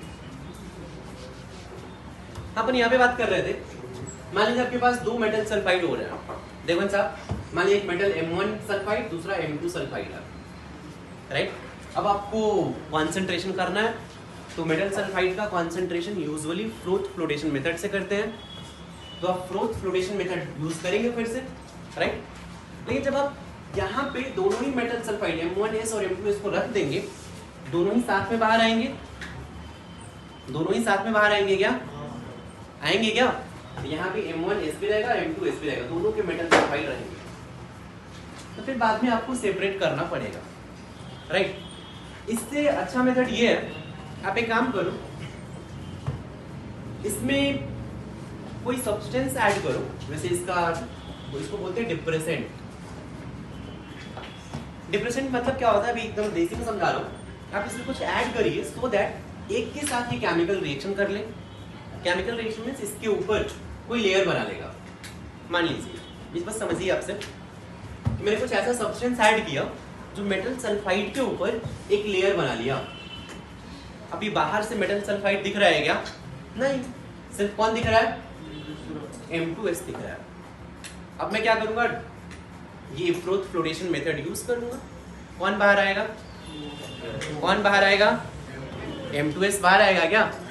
जैसे ही पूरा M2S बाहर आ गया, फिर मैं कुछ और केमिकल ऐड करूंगा सो दैट इस पे जो लेयर था ये हट जाए. अब क्या हो गया, ये फिर से मेटल सल्फाइड बन गया क्या. फिर से फ्रोथ फ्लोटेशन करूंगा तो इसको भी सेपरेट निकाल सकता हूँ क्या, निकाल सकता हूँ क्या. चंदा अगर दो मेटल सल्फाइड है तो कैसे यूज करना है, समझ में आई. अबे हाँ है ना. क्या क्या करेंगे, एक के ऊपर कुछ केमिकल यूज करेंगे सो दैट इसके ऊपर लेयर बन जाए, दूसरा मेटल सल्फाइड ही रहे. फ्रोथ फ्लोटेशन मेथड करेंगे, ये बाहर निकल गया. फिर क्या करेंगे, इसका लेयर हटाएंगे, बताऊंगा केमिकल रिएक्शन क्या होगा। अब मेटल सल्फाइड है, अब इसको बाहर निकाल सकते हैं। तो लिखिए इसमें ये पॉइंट लिखिए कि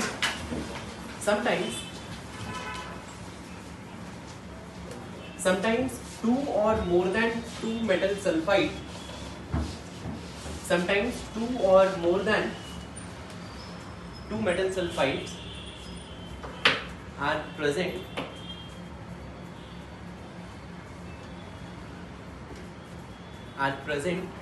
then they are separated by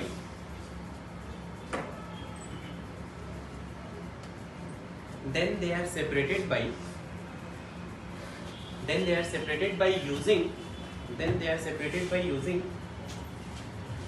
depressant. जैसे मान लो एक एग्जांपल स्टैंडर्ड सोडियम साइनाइड, ये डिप्रेसेंट होता है। Then they are separated by using depressant and activator. जैसे एक्टिवेटर एक है कॉपर सल्फेट है, ये भी एज एन एक्टिवेटर काम करता है। चमका जैसे सिंपल से एग्जांपल दे रहा हूँ, जैसे मान लीजिए कि आपके पास लेड सल्फाइड है प्लस जिंक सल्फाइड है, करेक्ट, दोनों है। अभी मैं एक साथ यूज नहीं कर सकता हूँ, तो पहले मैं क्या ऐड करूंगा इसमें, पहले क्या ऐड करूंगा, NaCN ऐड कर दूंगा, दिस प्लस NaCN।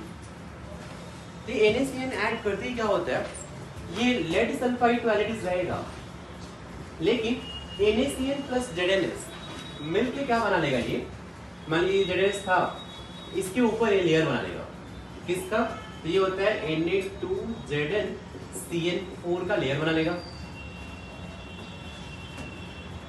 और ये जो लेयर है ये सॉल्युबल है। अब क्या करोगे आप, फ्लोटेशन मेथड यूज कर सकते हो क्या, कर सकते हो क्या। कौन बाहर आएगा,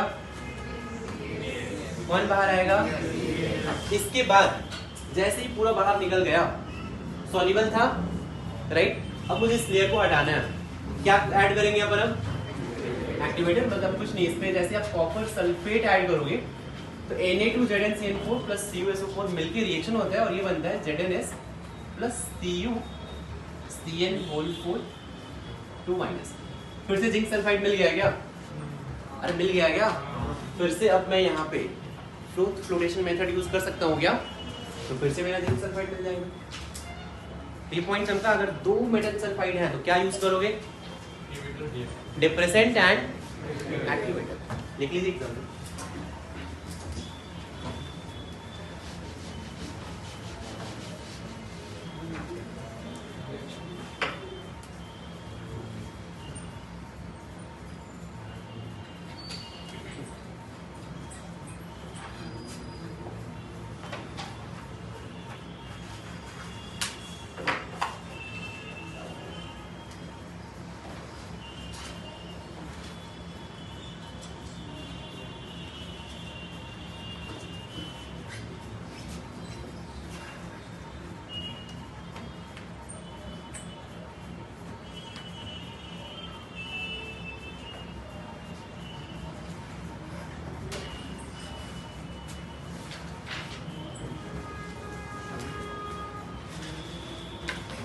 हो गया क्या।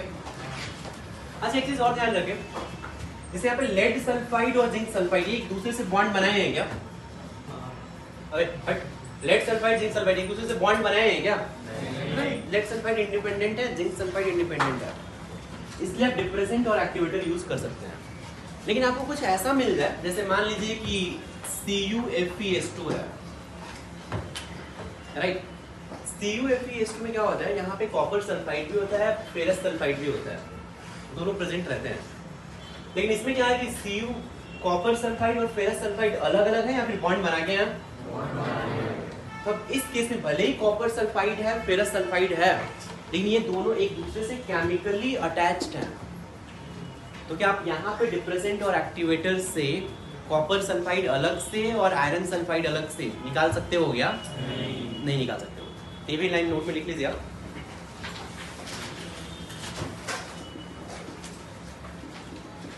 ये होता है half UpS2 plus half UpS।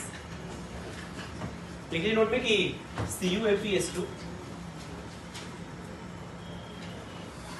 इसका कंपोजिशन इसमें Cu2S होता है, FeS2 होता है और FeS होता है। कंपोजिशन इसका ये है।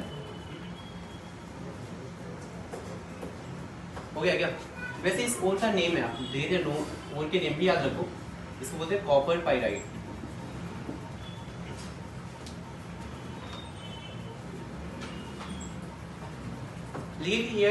Here metal sulfide are chemically associated. Here metal sulfide are chemically associated, so they cannot be separated by. So they cannot be separated by using depressant and activator.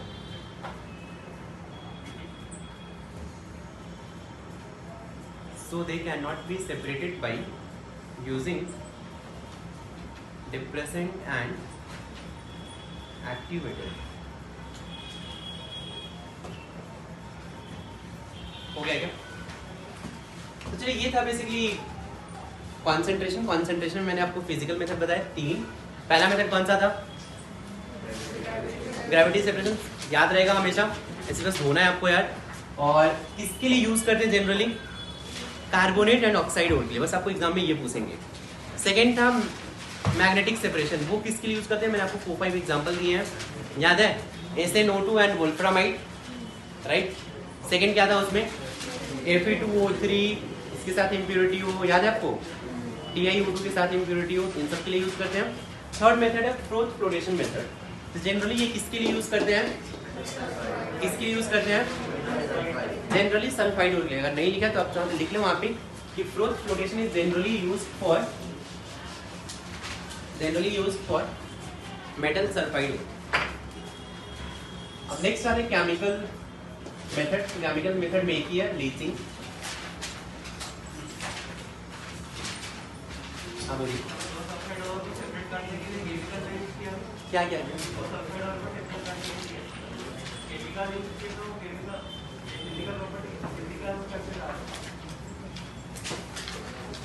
अच्छा, आप ये बोलना चाह रहे हैं कि ZnS था, PbS था, अपन ने क्या किया?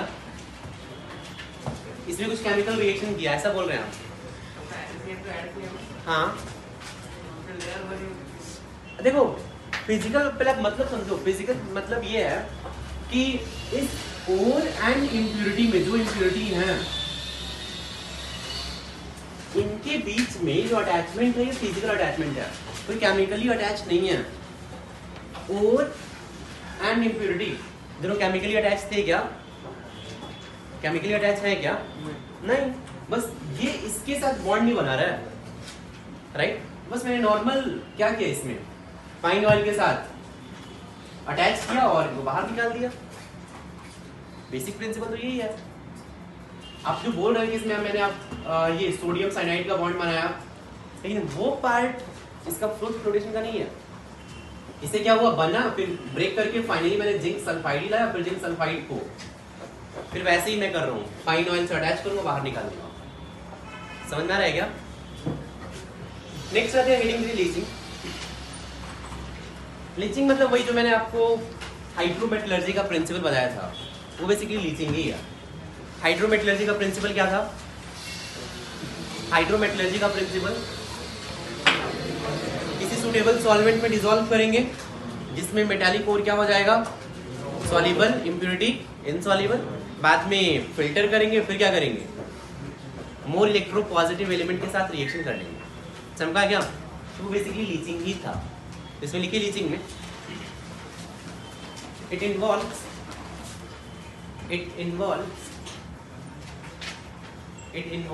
dissolution of metallic ore. It involves dissolution of metallic ore in a suitable solvent.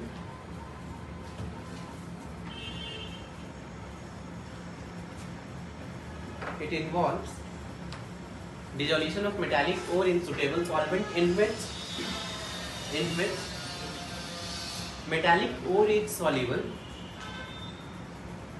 In which metallic ore is soluble and impurities are and impurities are insoluble.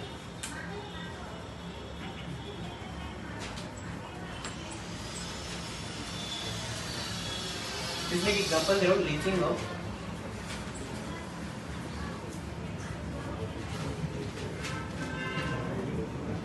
Combined ore of silver. Silver का एक और है Ag2S, इसका name है, name भी धीरे धीरे आप याद करते जाओ। इसको बोलते हैं अर्जेंटाइट। ठीक, अपन क्या करते हैं कि Ag2S को, इसमें बहुत सारे इम्प्योरिटी भी होंगे, इसको सोडियम साइनाइड के साथ रिएक्ट करते हैं। तो अगर Ag2S plus sodium cyanide react करोगे तो ये बनता है NaAgCN whole twice plus Na2S। ये सॉल्युबल है और ये एयर की प्रेजेंस में होता है, O2 रहेगा। O2 से फायदा क्या होता है, ये जो Na2S है O2 के साथ ऑक्सीडाइज हो जाएगा और ये बनाएगा Na2SO4 प्लस सल्फर। तो अगर ये प्रोडक्ट कंज्यूम हो रहा है तो रिएक्शन किधर जाएगा, फॉरवर्ड में जाएगा। आपने क्या किया, Ag2S जो आपका ओर था इसको मैंने डिसॉल्व कर लिया गया, डिसॉल्व कर लिया, फिर आगे का प्रोसेस क्या होगा, आगे का प्रोसेस क्या होगा, फिल्टर करूंगा, फिर क्या करूंगा, कोई मोर इलेक्ट्रो पॉजिटिव मेटल के साथ रिएक्शन करूंगा सो दैट मुझे प्योर Ag मिल जाए। चमका गया, अबे चमका गया। तो ये है कंबाइंड ओर, सिल्वर का ये कंबाइंड ओर है। एक और लीचिंग यूज करते हैं, आप ये नोट करिए, leaching of native ore of silver.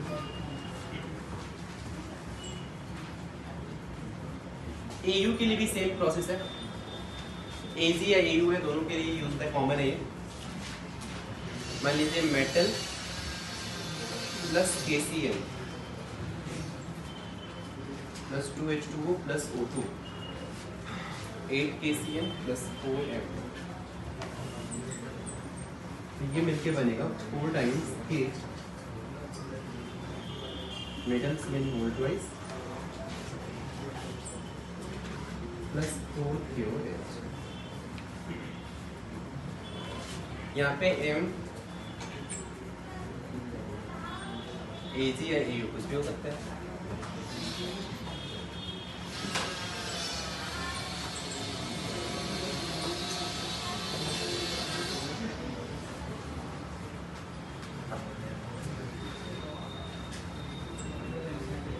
हो गया सबके। अब देखिए इस रिएक्शन में हुआ क्या, मोटा भाई आपसे पहले पूछे कि पहला रिएक्शन रेडॉक्स रिएक्शन है या नॉन रेडॉक्स रिएक्शन है, आपका आंसर क्या होगा, रेडॉक्स है या पहला नॉन रेडॉक्स है, पहला रेडॉक्स या नॉन रेडॉक्स। ये यहाँ से यहाँ तक रेडॉक्स दिख रहा है आपको, Ag+1 है, सल्फर -2 है, Ag+1 है, सल्फर -2 है। कहाँ से आपको रेडॉक्स दिख रहा है, तो ये रिएक्शन क्या है, नॉन रेडॉक्स है। लेकिन ये सेकंड रिएक्शन मैंने ये कॉमन लिख दिया, गोल्ड में भी यही यूज होगा, सिल्वर में भी यही यूज होगा। M की जगह पे आप आइदर सिल्वर रख सकते हैं या फिर गोल्ड रख सकते हैं। अगर हम सिल्वर रखेंगे, मान ले सिल्वर पता है नेटिव ओर के फॉर्म में भी मिलता है आपको, सिल्वर ऐसे मिलता है, तो अपन सिल्वर का मेटलर्जी क्यों करते हैं, बिकॉज आपको प्योर सिल्वर नहीं मिलेगा, सिल्वर के साथ बहुत सारे इम्प्योरिटी भी आएंगे, क्या उनको निकालना पड़ेगा। सिल्वर है मतलब 4Ag प्लस 8 KCN, KCN की जगह पे आप NaCN भी ले सकते थे, 8 NaCN plus H2 plus O2 मिलके 4K AgCN whole twice plus 4 KOH है। यहाँ पे Ag या Au का टॉपर ऑक्सीडेशन नंबर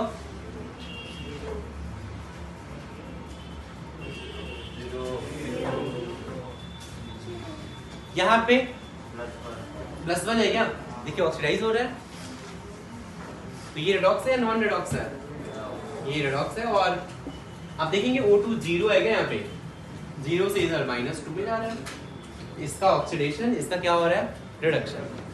समझा। मैंने सॉल्वेंट किसका लिया था, इसमें सॉल्वेंट किसका लिया था, KCN है सॉल्वेंट, क्योंकि एक KMCN ऑलवेज बन रहा है क्या, तो इसको बोलेंगे लीचिंग एजेंट,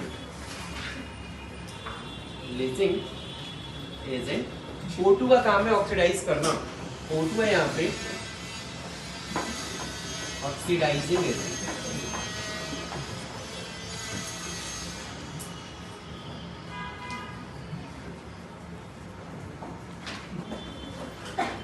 हो गया क्या? वैसे इसका नेम है, इस वाले का रिएक्शन का नेम है मैक आर्थर साइनाइड प्रोसेस।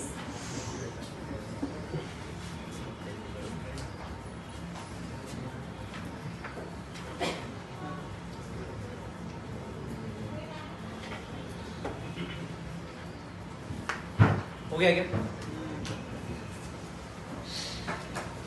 देखो आपसे एक क्वेश्चन, मतलब ऐसे क्वेश्चन क्या पूछ सकते हैं इसमें।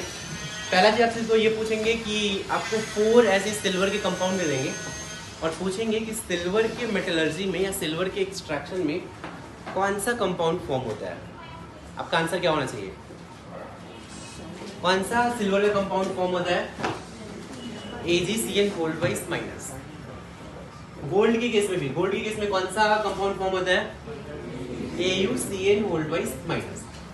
ठीक, यहाँ तक मैंने डिसॉल्व कर लिया। इसके बाद का प्रोसेस जब मैं सिल्वर का गोल्ड का मेटलर्जी पढ़ाऊंगा तो बताऊंगा। करना कुछ नहीं है, इसको आप जिंक के साथ रिएक्ट कर दीजिए। जिंक मोर रिएक्टिव मेटल है क्या, तो जिंक इसको डिस्प्लेस कर देगा, आपको सिल्वर प्लस ZnCN मिल जाएगा। राइट, चलिए ये था लीजिंग। अपन ने कॉन्सेंट्रेशन कर लिया। कॉन्सेंट्रेशन के बाद अब क्या करना है? Third process. कॉन्सेंट्रेशन के बाद चलिए हेडिंग दीजिए।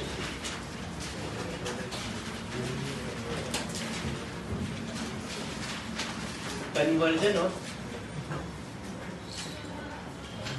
concentrated ore into metal oxide। चलिए इससे पहला आपने पढ़ाई हुआ कैल्सिनेशन। हेडिंग दीजिए कैल्सिनेशन।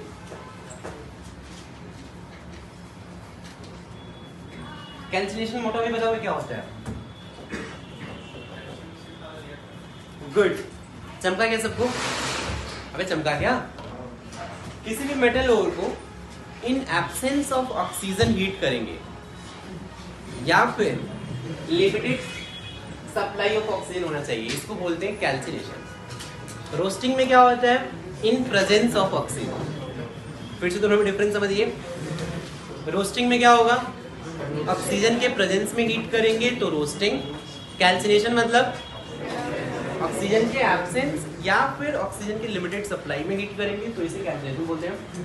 तो लिखिए इसमें डेफिनेशन कैल्सिनेशन का।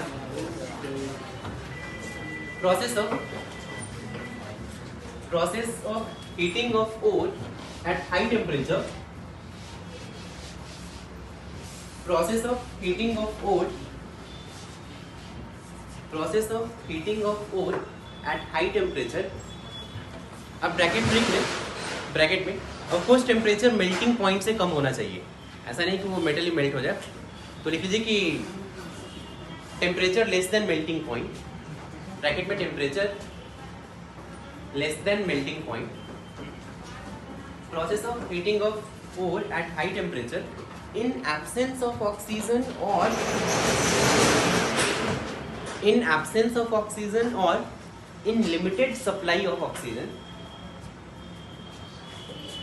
in absence of oxygen or in limited supply of oxygen is called calcination। Calcination usually किसका करते हैं? तो आप लिख लीजिए एग्जांपल में हाइड्रेटेड ओर का करेंगे, एग्जांपल में हाइड्रेटेड ओर या फिर कार्बोनेट ओर का।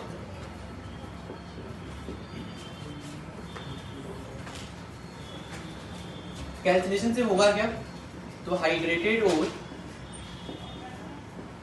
Becomes anhydrous. अब अगर ओर में मान लो पानी है तो आपने हीट कर दिया, क्या होगा? पानी निकल जाएगा क्या? तो ये हाइड्रेटेड ओर क्या बन जाएगा? एनहाइड्रस हो जाएगा। राइट, पहला पॉइंट लिखिए। जैसे इसके कुछ एग्जांपल मान लीजिए Fe2O3.3H2O है, हीट करोगे तो ये बन जाएगा Fe2O3 प्लस 3H2O, ये इवेपोरेट हो गया। Al2O3 डॉट 2H2O है, हीट करोगे Al2O3 प्लस 2H2O, ये इवेपोरेट हो जाएगा।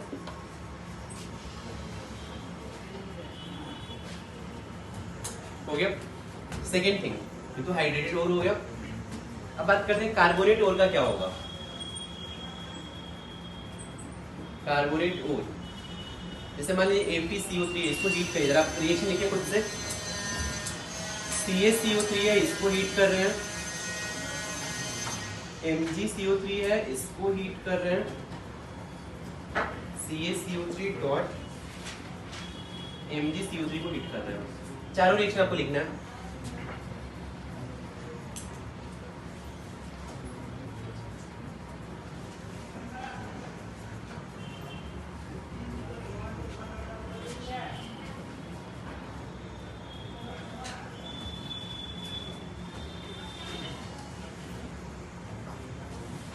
आप बता सकते हैं क्या बनेगा?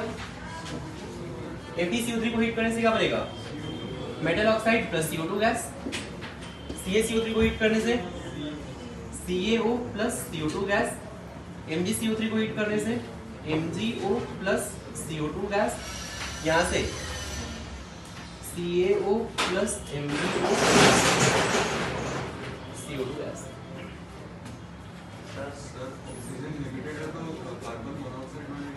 कहाँ? अच्छा, वो कार्बन मोनोऑक्साइड तब बनता है जब कार्बन को आप लिमिटेड सप्लाई ऑफ ऑक्सीजन के साथ रिएक्ट कर रहे हैं। यहाँ पे क्या हो रहा है, मेटल कार्बोनेट लिया, ऑक्सीजन है ही नहीं मान लीजिए, हीट कर रहा हूँ, तो मेटल ऑक्साइड मेटल कार्बोनेट को हीट करेंगे, क्या बनेगा? मेटल कार्बोनेट को हीट करेंगे, सिर्फ आप कंबशन नहीं कर रहे हैं, सिर्फ आप हीट कर रहे हैं, तो क्या बनेगा? मेटल ऑक्साइड प्लस CO2 बनेगा, यानी CO2 गैस यहीं से रिलीज हो रहा है। ठीक, इसमें क्या क्या होगा फटाके सुन लीजिए। अगर आपने कैल्सिनेशन किया, पहला चीज, अगर हाइड्रेटेड ओर है तो क्या हो जाएगा? हाइड्रेटेड ओर क्या हो जाएगा? एनहाइड्रस। अगर कोई ऑर्गेनिक इम्प्योरिटी है, ऑर्गेनिक कंपाउंड मींस जैसे मीथेन, इथेन ऐसे कुछ है जो वोलेटाइल है, अगर वोलेटाइल इम्प्योरिटी है, गर्म करोगे फटक से क्या होंगे?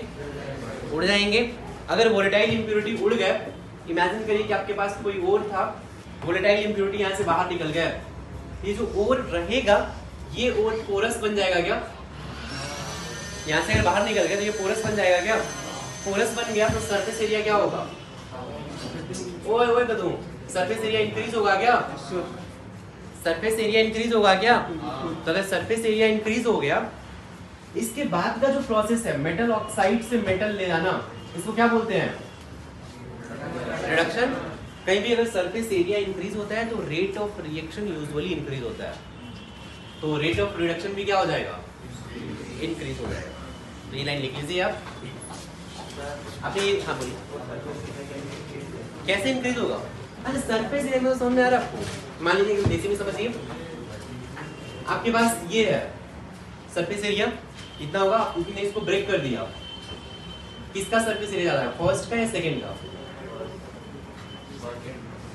अच्छा, फर्स्ट का ज्यादा दिख रहा है यार। अगर मैंने इसको ब्रेक किया तो बीच में जो सरफेस न्यू क्रिएट हुए हैं इंक्रीज होगा क्या?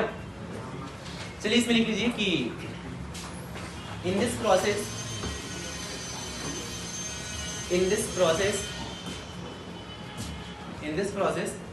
hydrated ore, in this process hydrated ore becomes anhydrous.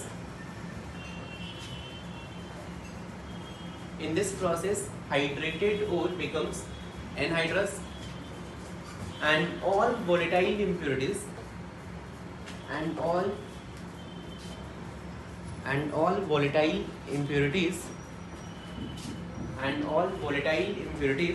are also removed.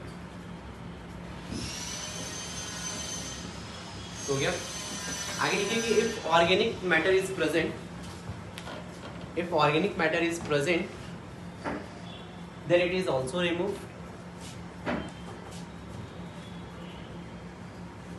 If organic matter is present, then it is also removed. metallic ore becomes porous. Metallic ore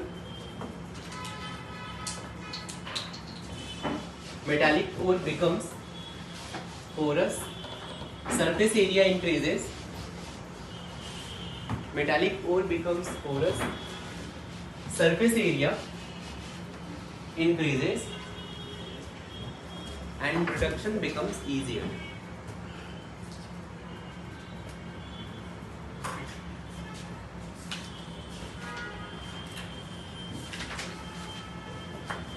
हो गया.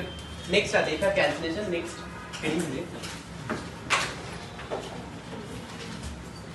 Roasting. ये आपको समझ में आ गया होगा. फिर से यहाँ पे हीट करेंगे इन प्रेजेंस ऑफ एयर. तो लिखिए रोस्टिंग में. रोस्टिंग में लिखिए process of heating ore. Process of heating ore at high temperature. Process of heating ore at high temperature.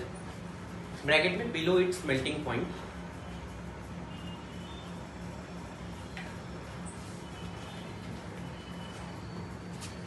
Below its melting point. Bracket close करिए. In presence of air. In presence of air is known as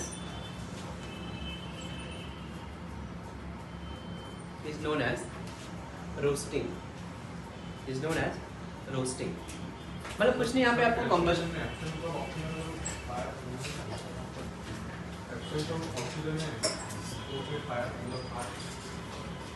अच्छा आग कैसे लगाएंगे? ऐसा कुछ नहीं यार. कोई भी चीज को आप हीट कर रहे हो. हीट करने वाला यहाँ पे रख दिया आपने, राइट. और एयर मतलब नहीं, सिर्फ मेरा मतलब है कि जस्ट O2 नहीं होना चाहिए और कुछ नहीं. सिर्फ अगर O2 नहीं है तो इसे मैं बोल रहा हूँ इन एब्सेंस ऑफ ऑक्सीजन. ठीक ना. एयर मतलब ऐसा कुछ नहीं. N2 हो सकता है और कोई एटमॉस्फेयर हो सकता है. क्योंकि ऑक्सीडेशन सिर्फ और सिर्फ किससे होता है? O2 से होता है. क्या O2 प्रेजेंट नहीं होना चाहिए. यहाँ भी एयर का मतलब है कि बस O2 होना चाहिए. फटाक से बोलिए लेड सल्फाइड प्लस O2 मिलके. लेड सल्फाइड है, आपने इसका रोस्टिंग किया. रोस्टिंग किया मतलब O2 रहेगा. क्या बनेगा? PbO plus SO2. ये तो मेजर होता है. लेकिन थोड़ा बहुत लेड सल्फाइड प्लस O2 मिलके ये लेड सल्फेट भी थोड़ा बहुत बन सकता है. ये माइनर होता है वैसे. कुछ नहीं. रोस्टिंग मतलब बस आप इनका कंबशन ही कर दीजिए ऑक्सीजन के साथ रिएक्शन.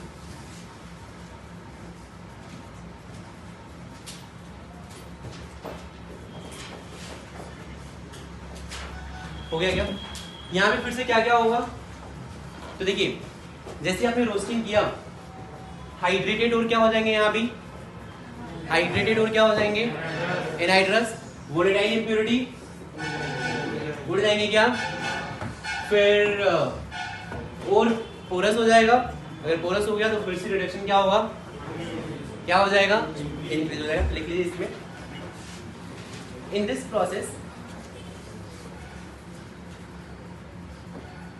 प्रोसेस यहाँ भी हाइड्रेटेड और becomes anhydrous. In this process hydrated और becomes anhydrous. Volatile impurities are removed. Volatile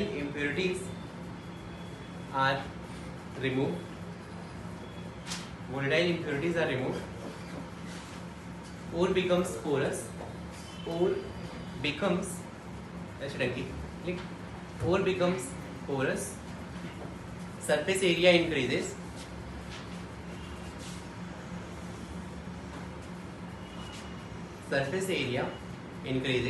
And reduction becomes easier. हो गया. एक चीज और, मान लीजिए कोई इम्प्योरिटी है, ये नॉन वोलेटाइल है. ध्यान से सुनना. इम्प्योरिटी नॉन वोलेटाइल है लेकिन इसका ऑक्साइड ये वोलेटाइल है. क्या बोला मैंने? इम्प्योरिटी क्या है? नॉन वोलेटाइल, लेकिन सडनली इसका ऑक्साइड वोलेटाइल है. तो पहले इम्प्योरिटी था, ये तो नहीं उड़ेगा। लेकिन जैसे आपने रोस्टिंग किया, रोस्टिंग मींस ऑक्सीजन के साथ रिएक्शन होगा, इसका ऑक्साइड बनेगा और ऑक्साइड इसका वोलेटाइल था, ये भी क्या हो जाएगा, अबे क्या होगा, उड़ जाएगा। तो ये भी लिख लीजिए, लिखिए कि if impurity is non volatile, if impurity is non-volatile but its oxide are volatile,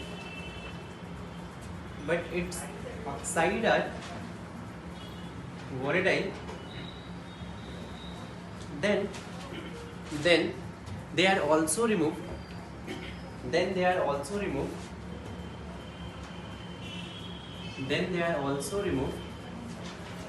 from roasting process।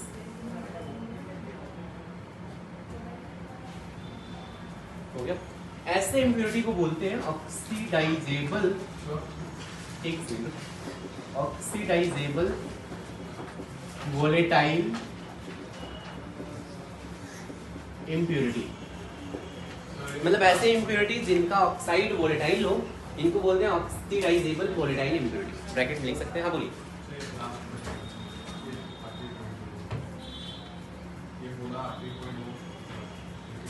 क्या बोला मैंने, समझा रहा हूँ। ये लिखिए इसमें ऑक्सीडाइजेबल वोलेटाइल इम्प्योरिटी बता रहा हूँ।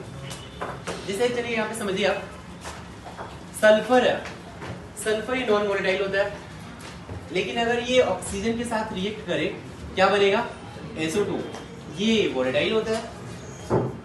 तो ये नॉन वोलेटाइल है लेकिन इसका ऑक्साइड वोलेटाइल है, तो ऐसे इम्प्योरिटी को क्या बोलेंगे, ऑक्सीडाइजेबल वोलेटाइल इम्प्योरिटी। ये भी बाहर निकल जाएंगे क्या। और सल्फर के अलावा आर्सेनिक प्लस O2 ये मिलके बनता है AS2O3, ये भी वोलेटाइल है। एंटीमनी प्लस O2 ये भी Sb2O3 ये भी वोलेटाइल है, ये भी उड़ जाएंगे।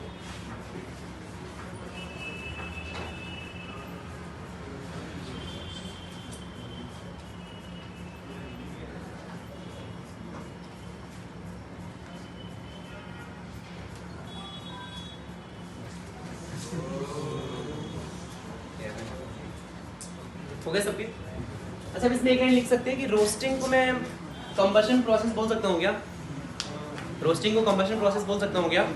तो नोट में लिख लीजिए कि roasting is combustion process. And ये एक्सोथर्मिक होगा या एंडोथर्मिक होगा, कंबशन एक्सोथर्मिक या एंडोथर्मिक, कंबशन प्रोसेस एंडोथर्मिक या एक्सोथर्मिक। लिखिए इसमें roasting is combustion process and exothermic process. Combustion always exothermic होता है, राइट। एक डाउट जो आपको आना चाहिए था कि यार आपके पास मेटल सल्फाइड है, मान लीजिए कार्तिक बाबू मेटल सल्फाइड है, क्या मेटल सल्फाइड से मैं डायरेक्टली मेटल इसमें कन्वर्ट नहीं कर सकता था। मैंने क्या बोला कि किसी भी ओर को पहले मेटल ऑक्साइड में कन्वर्ट करेंगे, मेटल ऑक्साइड से मेटल में लाएंगे। ओ स्वामी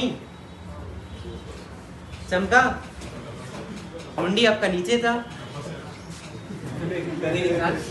देखिए सर मैंने क्या बोला कि अपन रोस्टिंग करते क्यों है। जैसे मान लीजिए मेटल सल्फाइड है, जैसे मैंने कौन सा एग्जांपल लिया था अभी, कौन सा एग्जांपल लिया था रोस्टिंग में, जिंक सल्फाइड लिया था क्या। आपको ये डाउट आना चाहिए था यार कि जिंक सल्फाइड को, अच्छा लेड सल्फाइड था, चलो लेड सल्फाइड था। लेड सल्फाइड को मोटा भाई मैं डायरेक्टली रिडक्शन कर लूं, कार्बन के साथ मिला के लेड प्लस कार्बन डाइसल्फाइड बना दूं।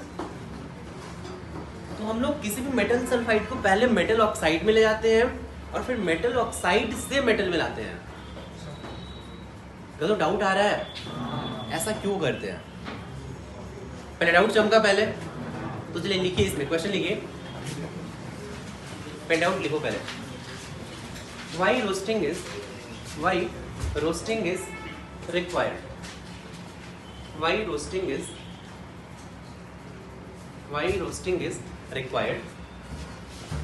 इसका रीजन बहुत ही सिंपल सा है कि मान लीजिए आपके पास कोई मेटल ऑक्साइड है, ठीक। मेटल ऑक्साइड से जब आप मेटल में कन्वर्ट करेंगे तो रिडक्शन करना पड़ेगा, और इंग्रेव मस्त दिख रही है। मेटल ऑक्साइड है, जब आप इसका रिडक्शन करेंगे, जैसे मान लीजिए आपने रिड्यूसिंग एजेंट कार्बन ले लिया, मेटल ऑक्साइड प्लस कार्बन मिलके ये बन जाएगा मेटल प्लस कार्बन मोनोऑक्साइड।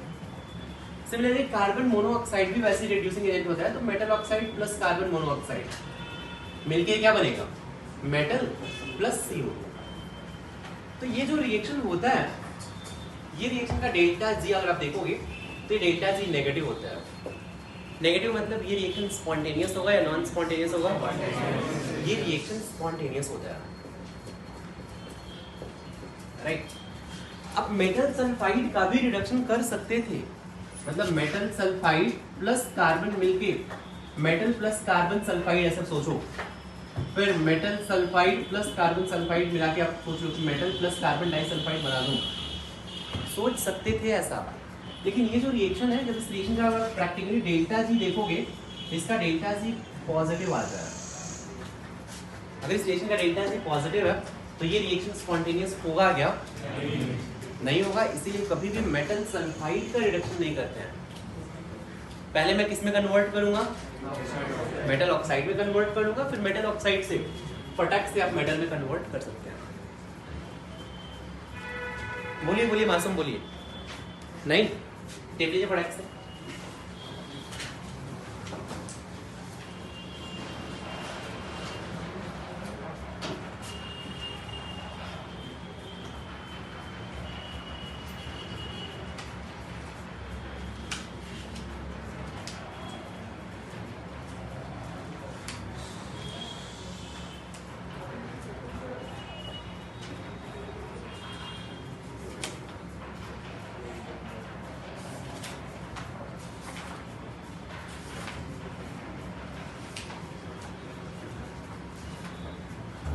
चलिए हो गए।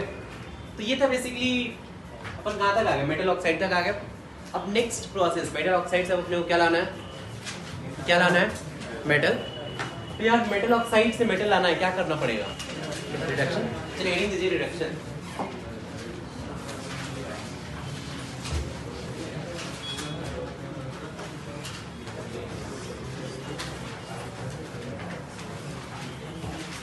अगर आप देखेंगे तो यहाँ पे लिथियम के बाप सरकार ने मांगी अलमारी, money generator, car, fridge, CD को ने प्रभा की उठी होगी आज, और प्लेटिनम का अपने को नहीं पढ़ना है, ठीक ना। इसमें आप देखो, मैंने आपको बताया 4 टाइप की रिडक्शन होते हैं। कौन कौन से 4 टाइप के, कौन कौन से रिडक्शन है। पहला कौन सा था, इलेक्ट्रो रिडक्शन था क्या, दूसरा कौन सा था, दूसरा कौन सा था, एल्यूमिनियम, तीसरा कौन सा है, कार्बन, एंड फोर्थ क्लास में कौन सा है, सेल। इनमें से सबसे स्ट्रॉन्ग रिड्यूसिंग एजेंट, सबसे वाला है इलेक्ट्रो रिडक्शन। उसमें इलेक्ट्रॉन आते हैं, वो डायरेक्ट रिड्यूस करते हैं। सेकेंड नंबर पे आता है, मतलब इलेक्ट्रो रिडक्शन में इनके लिए यूज करूंगा, जो मोर रिएक्टिव है, इनका रिडक्शन इजी नहीं है, इनके लिए मैं यूज करूंगा। सेकेंड नंबर पे इसमें एल्यूमिनियम रिडक्शन, तो मैं फिर जो सेकेंड नंबर पे रिएक्टिविटी सीरीज में आएंगे, इनके लिए जनरली एल्यूमिनियम रिडक्शन यूज करेंगे। इनसे नीचे कार्बन रिडक्शन, सबसे नीचे सेल्फ रिडक्शन है, मतलब ये जनरल है। लेकिन एग्जैक्टली मैं बात करूं, लिथियम से लेके ऑलमोस्ट एल्यूमिनियम तक, इनके लिए अपन यूज करने वाले हैं इलेक्ट्रोलाइटिक रिडक्शन और मैंगनीज, क्रोमियम, इनके लिए यूज करेंगे aluminium reduction, zinc, iron, SnPb, इसके लिए यूज करेंगे कार्बन रिडक्शन, और Pb के लिए सेल्फ रिडक्शन भी यूज करेंगे। यहाँ भी कॉपर एंड Hg के लिए भी सेल्फ रिडक्शन यूज करेंगे।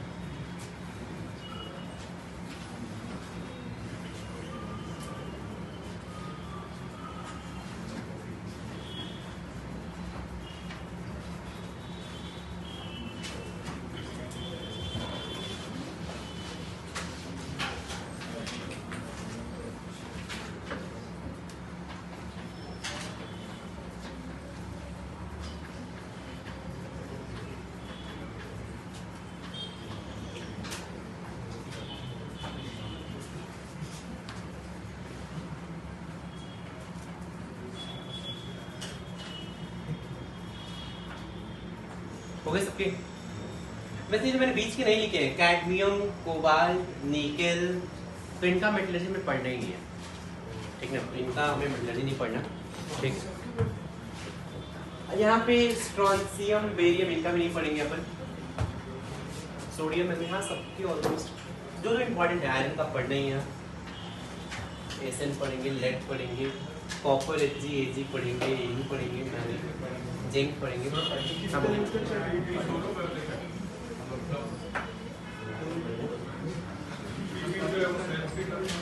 पीबी दोनों करते हैं, कार्बन रिडक्शन भी होता है और सेल्फ रिडक्शन भी होता है, ठीक ना। तो पहली चीज आप याद रखेंगे कि कार्बन रिडक्शन किस चीज के लिए यूज है, जिंक के लिए, आयरन के लिए, एसएन के लिए, पीबी के लिए। इनका जब अपन मेटलर्जी ठीक है, इनके लिए अपन कार्बन रिडक्शन यूज करेंगे।